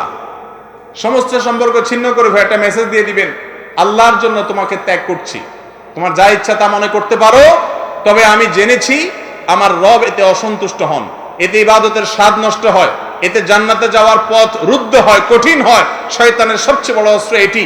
আমি হারাম সম্পর্ক থেকে বিচ্ছিন্ন থাকার, দূরে থাকার জন্য তোমার সাথে সম্পর্ক বিচ্ছিন্ন করলাম। যদি নসিবে থাকে, সে যদি ভালো হয়, তাহলে তার বিয়ের প্রস্তাব দিতে পারেন বাবাকে, অন্য মুরব্বীদের মাধ্যমে বিয়ে শাদী করতে পারেন। ততক্ষণ পর্যন্ত সম্পর্ক কাট আপ থাকবে, নাম্বার বন্ধ করে ব্লক করে দিবেন। সে হয়তো মনে করবে বাটপারি করছেন। এখানে একটা বড় সূক্ষ্ম বিষয় আছে। ইবলিস তখন যুবকদেরকে বুঝায় যে এই বেঈমানিটা করবি, ঠিক হবে মেয়েটার সাথে, এই রোগটা আছে, কিন্তু আছে না নাই? যুবকদেরকে তখন ইবলিসের ব্যাপারটা এরকম ডেঞ্জারাস। দেখেন, ইবলিস কিন্তু আপনাকে ফুসলাবে, যখন দেখাবে ডাইরেক্ট আপনারা দিয়ে হারাম কাজ করানো যাচ্ছে না, তখন এবার এমন এমন আইডিয়া নিয়ে আসবে, আপনি নিজে বলবেন হ্যাঁ তাই তো, তাই তো, ঠিকই তো। একটা মানুষের সাথে বেঈমানি করা তো উচিত না। কিসের ইমানে বেঈমানি? 2 নম্বরের চুক্তি করেছেন, ওটা ভঙ্গ করা ওয়াজিব, সেটা আল্লাহর জন্য। তাতে তিনি যদি ভুল বুঝেন, কিচ্ছু করার নেই। হ্যাঁ, আপনার দ্বারা তার যদি ক্ষতি হয়ে থাকে, তাহলে ক্ষতিপূরণ করার চেষ্টা করবেন, উপযুক্ত বিয়ে দেওয়ার চেষ্টা করবেন, যা দরকার সেটা করবেন, কিন্তু সম্পর্ক রাখা যাবে না। যুবকরা ভালো করে শুনে রাখেন, আল্লাহর জন্য যদি কোনো হারাম রিলেশনকে কোরবানি করতে পারেন, আল্লাহর কসম, আল্লাহর কাছে আল্লাহর নৈকট্য অর্জন করার জন্য এর চাইতে বড় মাধ্যম যুবকদের জন্য খুঁজে পাওয়া কঠিন। হিম্মত দরকারের জন্য সৎসাহস দরকার, আর কিছু না। আল্লাহ তাআলা আমাদেরকে তৌফিক দান করুন। আলহামদুলিল্লাহ, আমার বয়স 18। কিভাবে বাড়িতে বিয়ের কথা বলবো? যুবকরা সব বিয়ের জন্য অস্থির। ভাইরে, আমি তো বলি, এখানে অভিভাবকদের দায়িত্ব হলো উপযুক্ত হয়ে গেলে সন্তানকে বিয়ে দিতে দেরি না করা, আর সন্তানের দায়িত্ব হলো বয়স 18 হয়েছে, বাড়িতে বিয়ের কথা বলার দরকার নেই। পয়সা কামানোর পিছে লাগেন, সিরিয়াসলি পয়সা কামান, কিচ্ছু না পারলে রিক্সা চালান, দূরে যায় চালান, যেভাবে হোক পয়সা উপার্জন করেন। আমাকে জিজ্ঞেস করে, ভাই দোয়া শিখিয়ে দেন যেটা পড়লে বিয়ে হয়ে যাবে। দোয়া পড়লে বিয়ে হয়ে যাবে এত সোজা না তো ভাই। পয়সা কামান, বাপ্পা যখন দেখবে ছেলে কামাইতেছে বিয়ে দিবে, বাপমা দেয়া লাগবে না, মেয়ের বাপরা এসে জোর করে মেয়ে দিতে বাধ্য হবে। পয়সা কামান, উপার্জন করেন। অলস থাকবেন বৈশা বৈশা, সুবহানাল্লাহ আলহামদুলিল্লাহ পড়বেন আর বলবেন যে হুজুর বিয়ে করে দেন, এত সহজ না। যুবকরা বিয়ের জন্য হালাল উপার্জন করবেন। মুরব্বীরা যেরকম বিয়ে দিয়ে দেওয়া উচিত, যুবকরাও বিয়ের জন্য নিজেকে উপযুক্ত করা উচিত, চেষ্টা করা উচিত। আর যদি বাপেরে বুঝাইতে না পারেন, ভালো একজন হুজুরে বলবেন, হুজুর, নবী করিম সাল্লাল্লাহু আলাইহি সাল্লাম বলেছেন অভিভাবকদেরকে যে তোমাদের সন্তানরা বিয়ের উপযুক্ত হলে, কোনো উপযুক্ত পাত্র বা পাত্রী পেলে তাড়াতাড়ি বিয়ে দিবা, দেরি করবা না। দেরি করলে ফিতনা হবে, এরা বিপদগামী হবে, খারাপ পথে যাবে, সমাজ নষ্ট হবে। নবীজি বলে গেছেন। হুজুর, আমার বাপেরে তো আমি হাদিস বলতে পারি না, বলো তো মার খাবো। তো আপনি একটু বুঝান, ফুসলায়া ফাসলায়া হুজুর রে ওই মুরব্বীর সাথে লিঙ্ক করা দিবেন। হুজুর ফুসলা ফাসলা রাজি করাতে পারলে আলহামদুলিল্লাহ কিল্লা ফতে, কিন্তু আপনার কাজ আপনাকে করতে হবে, উপার্জন করতে হবে। আল্লাহ তাআলা তৌফিক দান করুন। এরপরের প্রশ্ন হলো, নামাজের মধ্যে দুনিয়াবি কথা মনে করা নিষেধ, কিন্তু নামাজের মধ্যে আমার মার কথা আমার মনে পড়ে, তাহলে কি আমার নামাজ হবে না? আমার মার জন্য দোয়া করবেন। কিছুদিন আগে তিনি ইন্তেকাল করেছেন। আমরা দোয়া করি আমাদের ভাইয়ের মায়ের জন্য সবাই, আল্লাহ তাআলা তার মাকে তার ভুল ত্রুটি মাফ করে জান্নাতের মেহমান হিসাবে কবুল করুন, বলুন আমিন। আর নামাজের মধ্যে মৃত মায়ের কথা মনে পড়ে মনে মনে আল্লাহর কাছে, আল্লাহ আমার মার প্রতি আপনি রহম করেন, এরকম দোয়া করলে, নামাজ তো দোয়া, আল্লাহর কাছে আপনি মনে মনে চাইলেন, তাতে কোনো অসুবিধা নাই। এমনিতে মাকে নিয়ে আপনি দুনিয়াবি জল্পনা কল্পনা করলেন, মা কি রাঁধছে, কি খাইছে, কি বাড়ছে, কি বলছে, সেগুলো জায়েজ নাই। এগুলো যদি অনিচ্ছাকৃতভাবে চলে আসে, মনে আসার সঙ্গে সঙ্গে সেগুলো বাদ দিয়ে আবার আল্লাহর সাথে কথা বলা শুরু করতে হবে, নামাজ হয়ে যাবে ইনশাআল্লাহ। বিনা কারণে তালাক দেওয়ার বিধান কি? একজন আলেম যদি এমন করে তাহলে করণীয় কি? যেই আলেমের ব্যাপারে প্রশ্ন করতেছেন যিনি, সেই আলেম যে কারণে তালাক দিয়েছেন, সে কারণটা যৌক্তিক কিনা সেটা তো ইন্ডিভিজুয়াল কেসটা স্টাডি করে বলতে হবে। আমি আন্দাজে বলবো কেমনে? এই সমস্ত প্রশ্ন আপনারা অনেকে ধরায় দেন, এবার যা বলেন, দেখছো মৌলবী কি বলছে, বলছে তোমার কাজটা ঠিক হয়নি, এত কাঁচা কাজ তো আমি করবো না। আমি সাধারণ বিধান বলবো, কোনো আলেম তার স্ত্রীকে তালাক দিলে তিনি সঠিক করেছেন না বেঠিক করেছেন, কি প্রেক্ষিতে দিয়েছেন সেগুলো স্টাডি করে তারপর বলা যাবে। তবে হ্যাঁ, একটা কমন কথা বলে রাখি, আল্লাহর কাছে সবচেয়ে অপছন্দনীয় হালাল কাজ হলো স্বামী স্ত্রীর মধ্যে সম্পর্ক ছিন্ন হওয়া। এটা আল্লাহর কাছে সবচেয়ে অপছন্দনীয় হালাল কাজ। আল্লাহ জায়েজ রাখছেন, কিন্তু একেবারে না পারতে এটা ব্যবহার করা যাবে, যেন তেন কারণে এটা করা যাবে। আজ তো কথায় কথায় তালাক, মহিলারাও কথায় কথায় বলে চলে গেলাম বাবার বাড়ি, তোমার সংসার আর করবো না। আছে না নাই? নবী করিম সাল্লাল্লাহু আলাইহি সাল্লাম বলেছেন, এরকম যারা করে এরা জান্নাতের গ্রান পর্যন্ত পাবে না। আল্লাহর কাছে এটা খুব অপছন্দনীয়। আর ছেলেদের মধ্যে কিছু ছোট লোক আছে, এই ছোট লোকরা কিছু হইলেই বউরে তালাকের হুমকি দেয়। আছে না নাই? আবার অনেকে তালাকের হুমকি না, ডাইরেক্ট তালাক দেয়, দিয়া এরপরে আয়েশা বলে, হুজুর 3 কথা তো বলে ফেলছি, এখন কি হবে? দইরা মুগুর দিয়ে মারা উচিত। মনে রাখবেন, তালাক মুখ দিয়া আসলো আর বলে দিবেন এত সহজ না। রাগ উঠছে, 2টা হালাল বকা দেন। হালাল বকা মানে মুখ খারাপ করা ছাড়া বকা দেন, ধমক দেন, পারলে আরো কিছু করেন, কিন্তু তালাকের কথা বলেন না, খবরদার। এটা বললে মুখ দিয়া বাহির করে ফেললে হয়ে যাবে, খুব সিরিয়াস একটা বিষয়। আমরা অনেকে মনে করি, হুজুর আমি তো ভয় দেখানোর জন্য বলছি। ভয় দেখানোর জন্য আপনি আমার পেটে ছুরি ভরে দিয়ে পরে বললেন, ও সরি, আমি তো ভয় দেখানোর জন্য দিছিলাম, আমি জিন্দা হবো। আর তালাকটা এরকম ডেঞ্জারাস। যারা যুবক তারাও সাবধান থাকবেন, যারা বিয়ে তারাও সাবধান থাকবেন। কথায় কথায় তালাকের কথা বলে ছোট লোক, এটা জায়েজ নাই। তালাক অনেক ধীরে সুস্থে আলেমদের সাথে, সংশ্লিষ্ট মুরব্বীদের সাথে পরামর্শ করে তারপর তালাকের কথা বলতে হবে। আল্লাহ তাআলা আমাদের বুঝার তৌফিক দান করুন। বিয়ে বাড়ি বা কমিউনিটি সেন্টারে গায়ে হলুদের নামে যেসব ছেলে মেয়ে অবাধে মেলামেশা হয় তা সম্পর্কে আপনার মতামত জানতে চাই। ভাই, এটা মতামত নেওয়ার কিছু না, আমরা সবাই জানি নারী পুরুষের ঢলাঢলি মেশামেশি, বিশেষ করে পর্দা লঙ্ঘন করে বেপর্দা নারী পুরুষ একসাথে মাখামাখি করা, এটা হারাম। সমাজের জন্য এখান থেকে ভালো কিছু বয়ে আনে না। এর মাধ্যমে পিতামাতার অবাধ্যতা, অসামাজিক কার্যকলাপ, হারামের দিকে চলে যাওয়া, হাজারো ফাসাদের কাজ তৈরি হয়। অতএব গায়ে হলুদ দেন আর গায়ে মরিচ মাখেন, যেটাই করেন, কিন্তু ছেলে মেয়ে মাখামাখি করবেন না, এখানে মিউজিক করবেন না। বিশেষ করে গায়ে হলুদের সাথে হিন্দুদের কিছু ধর্মীয় বিশ্বাসের সম্পর্ক আছে, তাদের ধর্মীয় বিশ্বাস তাদের কাছে। অ্যাজ এ মুসলিম আমি সেটা করতে পারি না, কারণ ইসলামে অন্য ধর্মের মানুষের ধর্মীয় কালচার এবং বিশ্বাস রীতিনীতি গ্রহণ করতে নিষেধ করা আছে। এই জন্য বিয়েতে গায়ে হলুদ টলুদ মাখবেন না। আপনার যদি বেশি কিছু মাখতে চায় সুন্দর দেখার জন্য, মরিচ মাখলে লাল হবে ইনশাআল্লাহ। জি, এরপরে প্রশ্ন হলো, ইসলামে মৃত ব্যক্তির নামে 40 সহ 5 দিনের খাবারের আয়োজনের বিধান কি? বা ইসলামের নির্দেশ হলো, যেই ব্যক্তির আত্মীয় স্বজন মারা যাবে, যিনি মারা গেছেন তার আত্মীয়দেরকে এলাকাবাসী বরং খাওয়াইতে হবে, এটাই হলো সুন্নত। আমরা তাদেরকে কিছু খাওয়াই না খাওয়াই 40 দিনের দিন পুরো এলাকাবাসী, হয়তো খাওয়াইছে 5 জনে, এবার 40 দিনের দিন বা 3 দিনের দিন 7 দিনের দিন পুরো এলাকাবাসী গরু জবাই করে তাতে খাওয়া যায়। এটা খুব খারাপ জিনিস, খুব খারাপ জিনিস। এবং এরকম মানুষ মারা গেলে তার পক্ষ থেকে নির্দিষ্ট দিনে খানা দিতে হবে, এটা হলো শ্রাদ্ধ। হিন্দুদের ধর্মীয় একটা কালচার, সেখান থেকে আসছে এটা। গুগলে সার্চ দিয়ে দেখেন, শ্রাদ্ধ লিখে দেখবেন বিস্তারিত চলে আসছে, আর কোথাও যাওয়া লাগবে না। শ্রাদ্ধ থেকে এটা আসছে, মুর্দার খাওয়ানি, কোনো হাদিসে এগুলো নাই। আপনার মা বাবার জন্য আপনি একটা কালবাট করে দেন, একটা গরিবকে কিছু দান করেন, কাউকে কিছু চাউল কিনে দেন, এগুলো করেন। কিন্তু এই জিয়াফতের আয়োজন যেগুলো আমাদের দেশে করে, এগুলোর সাথে সুন্নতের কোনো সম্পর্ক নাই।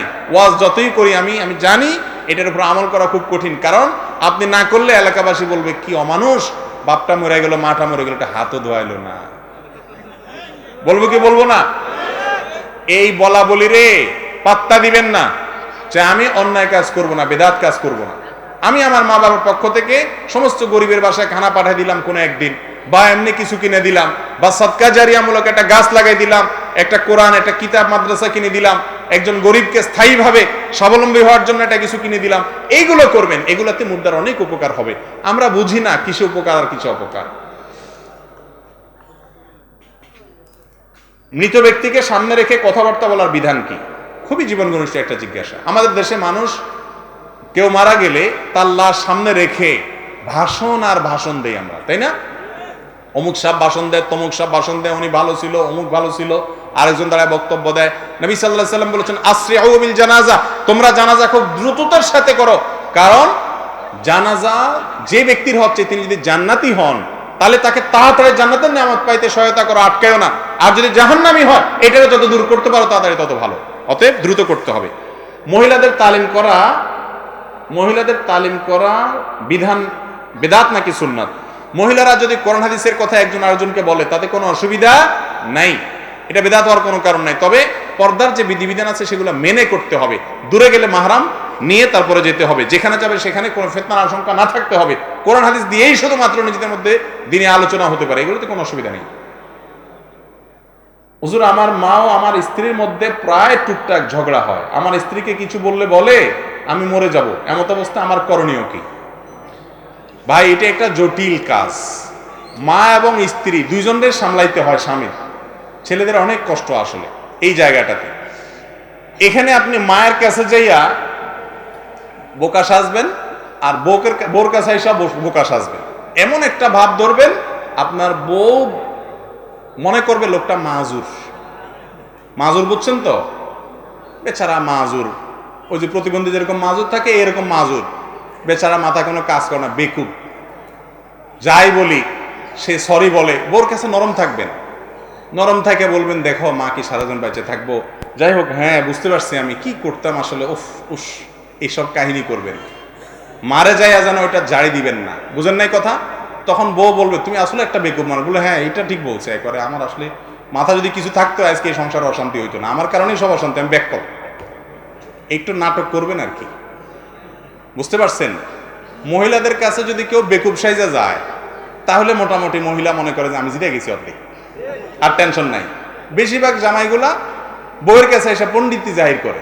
আরে ভাই, সব জায়গায় পণ্ডিতি করলে হবে না তো, এখানে বেকুব সাজতে হবে যে হ্যাঁ আসলে কি বলতেছে, ও স্যাড ব্যাড সরি, কি করা যায়। আমি নিজে শেষ হয়ে যাচ্ছি। আর মায়ের কাছে যা বলবো, মা কি করব বলো, আমার প্রতি আমারে বদদোয়া দিও না মা। মারটা মারে বুঝাবেন, বউরটা বউরে বুঝাবেন, দুই জায়গায় দুনা খাবেন। দুনা বুঝেন তো?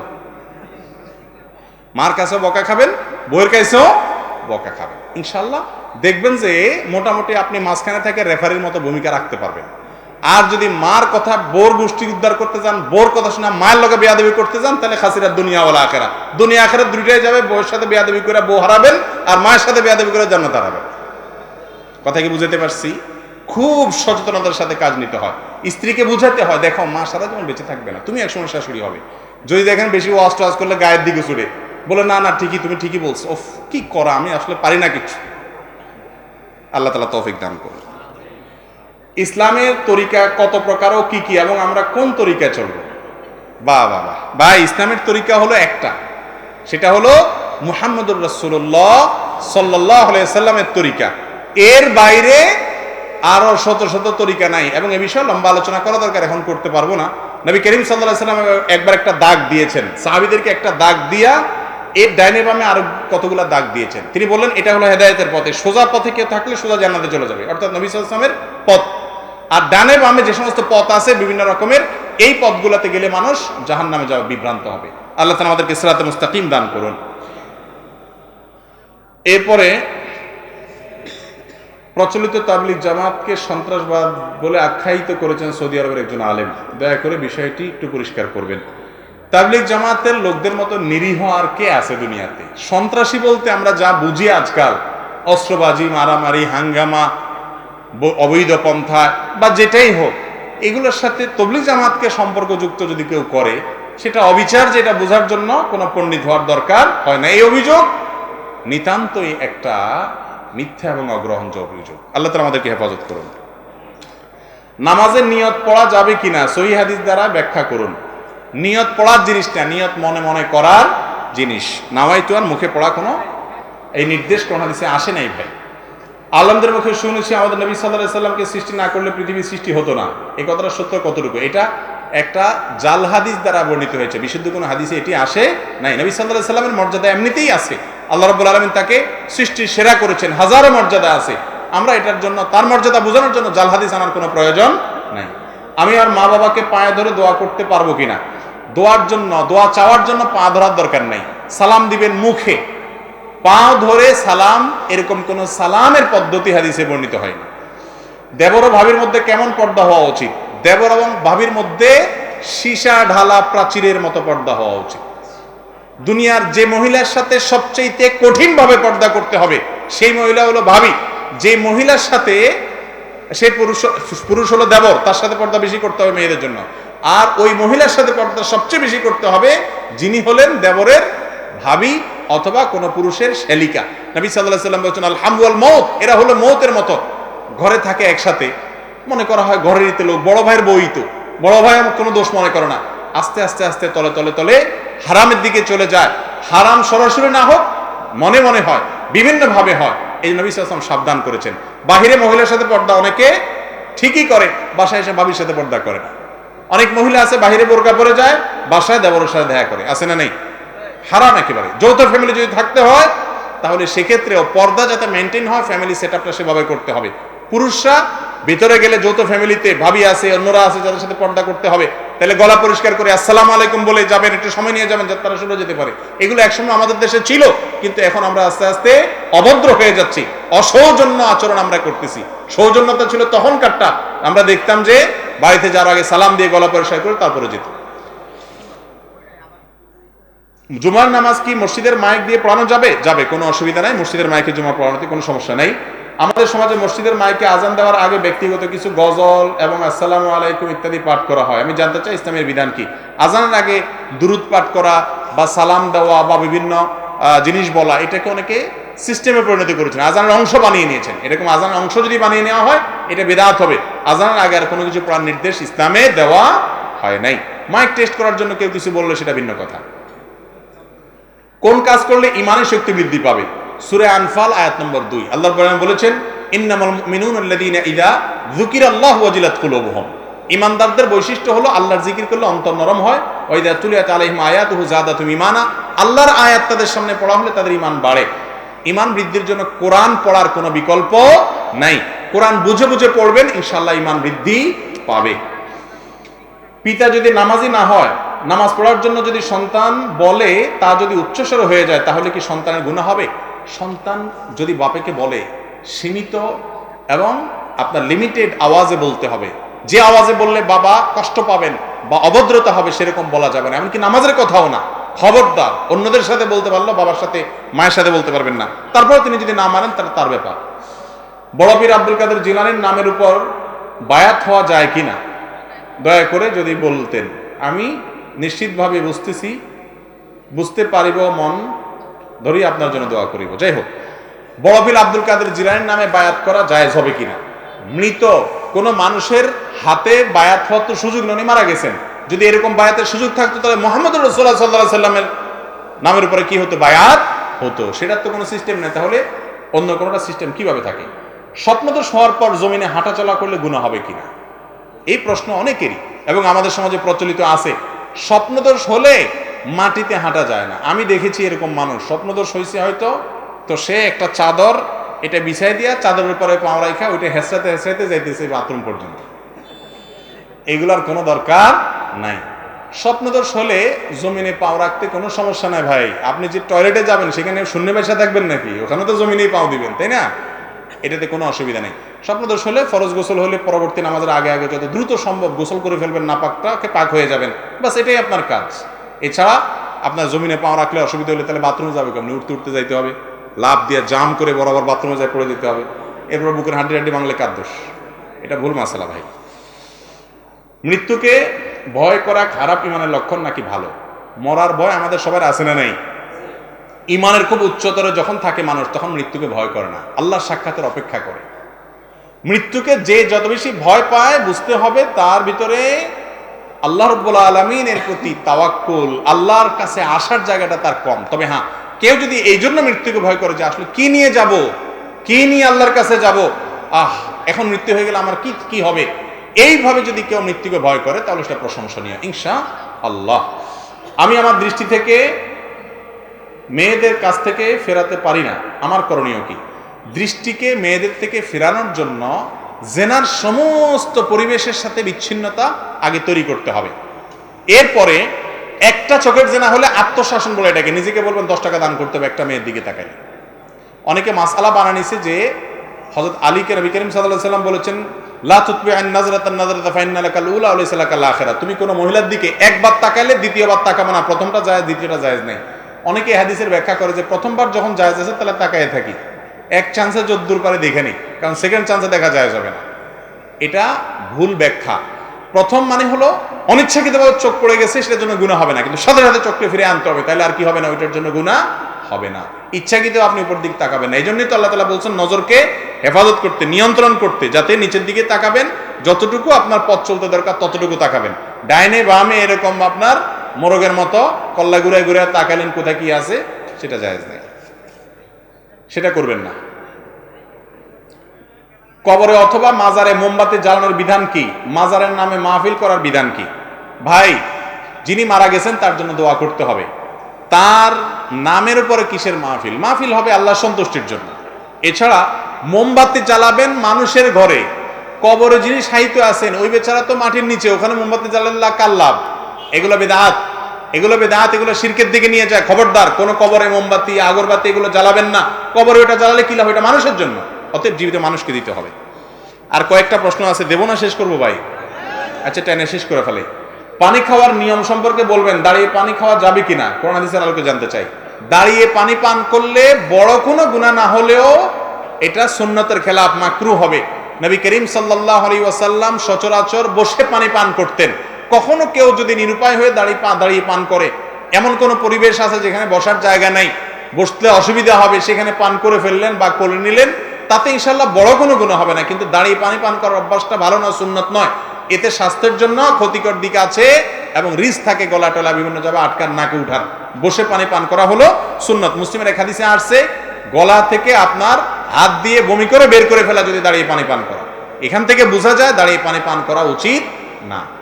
হ্যাঁ, নবী করিম সাল্লাল্লাহু আলাইহি ওয়াসাল্লাম কখনো কখনো পান করেছেন, এটা জায়েজ প্রমাণ করার জন্য। বর্তমানে টিএনসি, রিং আইডি এবং ভেস্টিং নামে একটি কোম্পানি আছে বাংলাদেশে। এসব করা কি জায়েজ হবে? যুবকদেরকে খুব ডিস্টার্ব করছে তারা। এগুলো সবগুলার নামে যাই হোক এমএলএম কোম্পানি, আর এমএলএম কোম্পানির ব্যাপারে সমস্ত আমাদের ফতোয়া আছে, আমাদেরও বিস্তারিত ব্যাপারে বলা আছে, এগুলো জায়েজ নাই। এগুলা টোপ দেয়, এই যে দেখেন না ডেস্টিনি, হুজুররা না জায়েজ বলছে তখন শুনে নাই, যখন ধরা খাইছে পুরো আউট হয়ে গেছে, এবার বুঝছে হুজুরদের ফতোয়া ঠিক ছিল। তারপরে এই যে ইভ্যালি, তারপরে আপনার আরো কতগুলো এরকম হলো। এদের বিরুদ্ধে ওলামা একরাম অনেক আগে ফতোয়া দিয়েছেন, আমরা বহু আগে মাসআলা বলেছি, মানুষ শুনে নেই, এখন ধরা খাওয়ার পরে বুঝতেছে যে হুজুরদেরটাই সঠিক ছিল। অতএব এগুলোর সাথে যুক্ত হবেন না। যে আপনার বিভিন্ন রকমের অফার থাকে, এই অফারগুলো ম্যাক্সিমামই অবৈধ অফার। যদিও আমি ইন্ডিভিজুয়াল কোনো অফার সম্পর্কে আলাদা মন্তব্য করছি না, বিশেষ করে এতজন ধরে আনেন, ভিডিও দেখেন, তাইলে আপনি কমিশন পাবেন, পয়সা পাবেন, এগুলো কোনো হালাল উপার্জনের পদ্ধতি না। কোরআন অথবা হাদিসে বালাগাল উলা আছে কিনা, থাকলে জানাবেন, এবং আমি এর অর্থটা জানতে চাই। বালাগাল উলা বিকামালিহি, নবী করিম সাল্লাল্লাহু আলাইহি ওয়াসাল্লাম বলা হয় যে তিনি অনেক উচ্চ আসনে আসীন হয়ে গেছেন, অনেক উপরে তার মর্যাদা উঠে গেছে। তার যে কামাল এবং পূর্ণতা, এই কামাল এবং পূর্ণতা সহকারে কাশাফাত দুজা বিজামালিহি, তিনি পৃথিবীকে আলোকিত করেছেন তার আলো দ্বারা। হাসুনাত জামিউ খিসালিহি, তার সকল ভালো ভালো বৈশিষ্ট্য এবং খাসলত, চরিত্র, মাধুর্যগুলো ভালো। সাল্লু আলাইহি ওয়া আলিহি, তোমরা সবাই তার প্রতি দুরূদ করো এবং তার সাহাবীদের প্রতি দুরূদ পাঠ করো। এই বালাগা উলা বিকামালি, এটা নবী সাল্লাল্লাহু আলাইহি ওয়াসাল্লামের প্রশংসায় বানানো কবিতা মালা, এটা কোনো কোরআন হাদিসে বর্ণিত হয় নাই। অনেকে এটা নিয়ে আপত্তি তুলেন যে বিকামালিহি, নবীজি নিজের কামাল দ্বারা, নিজের পূর্ণতা দিয়ে কিভাবে পূর্ণ হলেন, তিনি তো আল্লাহ তাকে পূর্ণত করেছেন, তাই হয়েছে। হ্যাঁ, কথা সেটা যে আল্লাহই পূর্ণ করেছেন, কিন্তু বিকামালি মানে এই না সব সময় যে তিনি তার পূর্ণতা দিয়ে নিজে নিজে পূর্ণ হয়েছেন। এর অর্থ তিনি তার কামাল সহকারে পূর্ণ হয়েছেন এমনই হতে পারে, বা হরফে জ্বর আরবি গ্রামার অনুযায়ী এটার অনেক অর্থ হতে পারে। একটা অর্থ ফিক্স করে এটাকে শিরকপূর্ণ বলার কোনো সুযোগ আমি দেখি না। আচ্ছা হুজুর, একটা মেয়ের সাথে আমার দীর্ঘ 6 বছর যাবত রিলেশন ছিল, এখন ওর আমার কোনো যোগাযোগ নাই, এই হারাম রিলেশন দ্বারা যে আমার গুনাহ হয়েছে, গুনাহ থেকে আমার বের হয়ে আসার উপায় কি? আলহামদুলিল্লাহ, ভালো প্রশ্ন। আগে হারাম সম্পর্ক ছিল, এখন আপনার অনুশোচনা হয়েছে, আপনি বের হয়ে আসছেন। আগের কাজের জন্য লজ্জিত হয়ে নিজেকে ভৎসনা করবেন, ভবিষ্যতে আর জীবনে এই পথের ধারেও যাবেন না, সংকল্প করবেন, আল্লাহর কাছে অনুতপ্ত হয়ে মাফ চাইবেন, ইনশাআল্লাহ আল্লাহ তাআলা মাফ করে দিবেন। ভালো হওয়ার জন্য আমাকে উপদেশ দেন হুজুর। ভালো হইতে পয়সা লাগে না, সবচেয়ে শর্ট উপদেশ, ভালো হইতে পয়সা লাগে না, বরং খারাপ হইতে পয়সা লাগে। পেন্সিল খেতে মাদকের জন্য পয়সা লাগে, হারাম কাজ করতে গেলে পয়সা লাগে, ভালো হইতে পয়সা লাগে না, আসলেই লাগে না। অতএব ভালো হওয়ার জন্য কোরআন এবং হাদিসকে পড়ে শুনে জেনে আমল করবেন, ইনশাআল্লাহ বিদিনিল্লাহ ভালো পথে চলে আসবেন। আমরা জানি ইসলামের মূল বাণী শান্তি, অথচ কোরআনে যাহা নিষিদ্ধ করা হয়েছে তাহাই বেশি করি আমরা দাবি করি আমরা মুসলমান, এই গ্রামে 50 ভাগ লোক অপকর্মের সাথে জড়িত। আমাদের করণীয় কি? এরা কোনো সাধারণ লোক না, গ্রামের গণ্যমান্য ব্যক্তি। সাধারণ জ্ঞানগত ভাবে বললে কোরআন ও সুন্নাহর আলোকে জানতে চাই।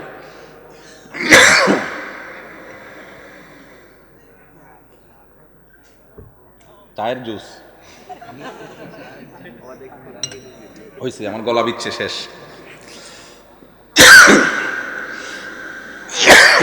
ভাই, এটা তো ঠিক যে আমাদের দেশে বড় বড় মোড়ল মাতবররা অনেক হারাম কাজের সাথে আমরা জড়িত, সাধারণ মানুষও জড়িত, অথচ নিজেদেরকে আমরা দাবি করি আমরা মুসলমান। আমরা বেশি মানুষ নামে মুসলমান, কাজে কর্মে আসলে আমরা পরিপূর্ণ মুসলমান না। আল্লাহ তাআলা আমাদেরকে পরিপূর্ণভাবে ইসলামে দাখিল হওয়ার তৌফিক দান করুন। পরকিয়া করলে কি শাস্তি হবে? ভাই, জেনা করার যে শাস্তি, পরকিয়ার সে শাস্তি শুধু সেটা না, সাধারণ জেনার শাস্তি না। কেউ পরকিয়া করলে, জেনায় লিপ্ত হলে, বিবাহিত মানুষ, নারী হোক আর পুরুষ হোক, ইসলামী শরীয়তের বিধান হলো রজম দিয়ে তার মৃত্যুদণ্ড কার্যকর করতে হবে। ভালো করে শুনেন, জেনার মতো একটা অপরাধে মৃত্যুদণ্ড তাও রজমের মাধ্যমে, এত কঠিন শাস্তির কথা আল্লাহ তাআলা যে বলেছেন, এখান থেকে বোঝা যায় বিবাহিত মানুষের জেনায় লিপ্ত হওয়া, হারাম সম্পর্ক করা, পরকিয়া তলে তলে হারাম সম্পর্ক করা, এটা কত ডেঞ্জারাস। অনেক পুরুষ আছে, মহিলা আছে, ফেসবুকে তলে তলে ইটিস পিটিস চ্যাটিং করে, 2 নম্বরই করে অনেকের সাথে, আছে না নাই? এগুলো বিবাহিতরা যদি করে, অবিবাহিতদের চেয়ে অনেক বেশি ডেঞ্জারাস। কারণ তাদের যৌন চাহিদা পূরণের ব্যবস্থা আছে, তারপরেও তারা যদি ডানে বামে বিভিন্ন হারাম পথে যায়, সেটা অনেক বেশি ডেঞ্জারাস। আল্লাহ তাআলা আমাদেরকে হেদায়েত দান করুন, বুঝার তৌফিক দান করুন। মিলাদ কিয়াম করা কতটা শরীয়ত সম্পন্ন? নবীজি সাল্লাল্লাহু আলাইহি ওয়াসাল্লাম দুরূদ পড়বেন, এটা ঠিক আছে, কিন্তু দুরূদের জন্য সবাই একত্র হইতে হবে, আবার দুরূদ পড়তে পড়তে দাঁড়ায় যাইতে হবে, এরকম কোনো নির্দেশ কোরআন হাদিস দেয় নাই। এটা আমাদের মন গড়া, নিজেদের বানানো পদ্ধতি। কোরআন হাদিসে কোথাও এগুলো নাই। মিলাদের মধ্যে আমরা দুরূদ পড়ি, তো দুরূদটা আপনি যার যার মতো পড়বেন। নামাজের মধ্যে দুরূদ আমরা একজনের সাথে সবাই সুর মিলায় পড়ি না, যার যারটা শেষে পড়ি। আপনারা নামাজ দুরূদ পড়েন না? এই দুরূদ কি সবাই একসাথে সুর মিলায় পড়েন? তাহলে নামাজের বাইরে একইভাবে দুরূদ পড়বেন, আলাদা কোনো পদ্ধতি নেই যে একজনের সাথে সবাই সুর মিলায় ইয়া নবী টান দিবেন, এরকম কোনো পদ্ধতি কোরআন হাদিসে, জাল হাদিসেও পাওয়া যায়। অতএব এই মিলাদ এবং কিয়াম, বিশেষ করে মিলাদ এর জন্য আয়োজন, আনুষ্ঠানিকতা, সুরে সুর মিলানো, দাঁড়ায় যাওয়া, এগুলো সবগুলোই ইসলামের দৃষ্টিতে কোনো সঠিক কাজ নয়, ভুল কাজ। আমি আমার মা বাবা দুজনকে ভালোবাসি, কিন্তু আমার কাছে মনে হয় আমার মা থেকে বাবাকে বেশি ভালোবাসি। মায়ের কিছু হলে ধৈর্য ধরতে পারলেও বাবার কিছু হলে ধরতে পারি না। আমার প্রশ্ন হলো, এরকম আচরণ কি আমার গুনাহ হবে? মায়ের অধিকার বেশি। নবী করিম সাল্লাল্লাহু আলাইহি সাল্লামকে একজন জিজ্ঞাসা করেছেন, ইয়া রাসূলুল্লাহ, আমি কার কথা শুনবো? নবীজি বলছেন মায়ের। বলেন এরপরে? বলছেন মায়ের। বলছেন এরপরে? বলছেন মায়ের। বলেন এরপরে? বলছেন এবার বাপের। ডক্টর জাকির নায়েক খুব সুন্দর বলে এই জন্য, বলে যে আল্লাহ রাসূল সাল্লাল্লাহু আলাইহি সাল্লাম 3 বার মায়ের কথা বলছেন, তার মানে gold medal, bronze medal, silver medal, তিনটা মায়ের। বাপের একটা সান্ত্বনা মেডেল দিছে। বুঝতে পারছেন? কারণ সন্তানদের প্রতি সবচেয়ে বেশি অবদান থাকে মায়ের। বাপের অবদানও থাকে, অনেক আছে, কিন্তু তুলনা করলে, কম্পেয়ার করলে মায়েরটার পরিমাণ অনেক বেশি থাকে। এই জন্য তাদের প্রতি আমাদের বেশি আন্তরিকতা, দয়া মায়া থাকতে হবে। সৃষ্টিগতভাবে কারোর প্রতি আপনার দুর্বলতা চলে আসে, এর কারণে আপনি গুনাহগার হবেন না ইনশাআল্লাহ বিদিনিল্লাহ। কোনো মানুষের নাম না বলে তার অনুপস্থিত দোষ ত্রুটি বলা যাবে কিনা? কারণ নাম বললেন না, বললেন যে একটা লোক এই কাজ করলে, উপস্থিত লোকরা বুঝতেও পারলো না কার কথা বলছেন, এক জায়গায় দেখছি, তাহলে এটা গীবত হবে না, এটাতে কোনো অসুবিধা নেই, বলা যায়। হাঁস মুরগি বাছাই করার পর যে লোম থেকে যায়, তাতে কি ওই হাঁস মুরগি খাওয়ার উপযোগী হবে? কোনো অসুবিধা না, রুচিলে তুকুলাতে খেতে পারেন, হালাল হারাম হবে না, সমস্যা নেই। আর যদি আপনি ওই পশম টসম সহ খেয়ে ফেলেন, হারাম হবে না, খাইতে পারেন, ওইটা আপনার রুচির ব্যাপার। মসজিদে কোনো এক জামাত শেষ না, এটার উত্তর দিয়েছি। হারাম পথে উপার্জন করে নিজের সব কিছুই ক্রয় করেছে, অর্থাৎ আসবাবপত্র ইত্যাদি ক্রয় করেছে, এখন এগুলো সে কি করবে? সে আল্লাহর পথে ফিরে আসতে চায়, করণীয় কি? খুব ডেঞ্জারাস একটা প্রশ্ন। হারাম পথে উপার্জন করে সম্পদ যা কামাই করছেন, এই সব যাদের সম্পদ কামাইছেন তাদেরকে ফেরত দিতে হবে, তাদেরকে না পাইলে তাদের পরিবার সন্তানদেরকে, তাদেরকেও না পাইলে গরিব মানুষকে দান করে আপনি আবার জিরো হাতে ফিরে আসতে হবে। এরপরে তওবা করলে আল্লাহ মাফ করবেন। অবৈধ পর্যায়ে মানুষের সম্পদ কামাইয়া এরপরে আপনি আইসা বলেন আল্লাহ আমি আর করব না, যা করার একসাথে করে নিছি আল্লাহ আর করব না, এরকম তওবা করলে কি হবে না, মাফ হবে। একসাথে দিতে না পারেন আস্তে আস্তে ভেঙে ভেঙে দিবেন। বুঝতে পেরেছেন? আল্লাহ তাআলা আমাদেরকে বোঝার তৌফিক দান করুন।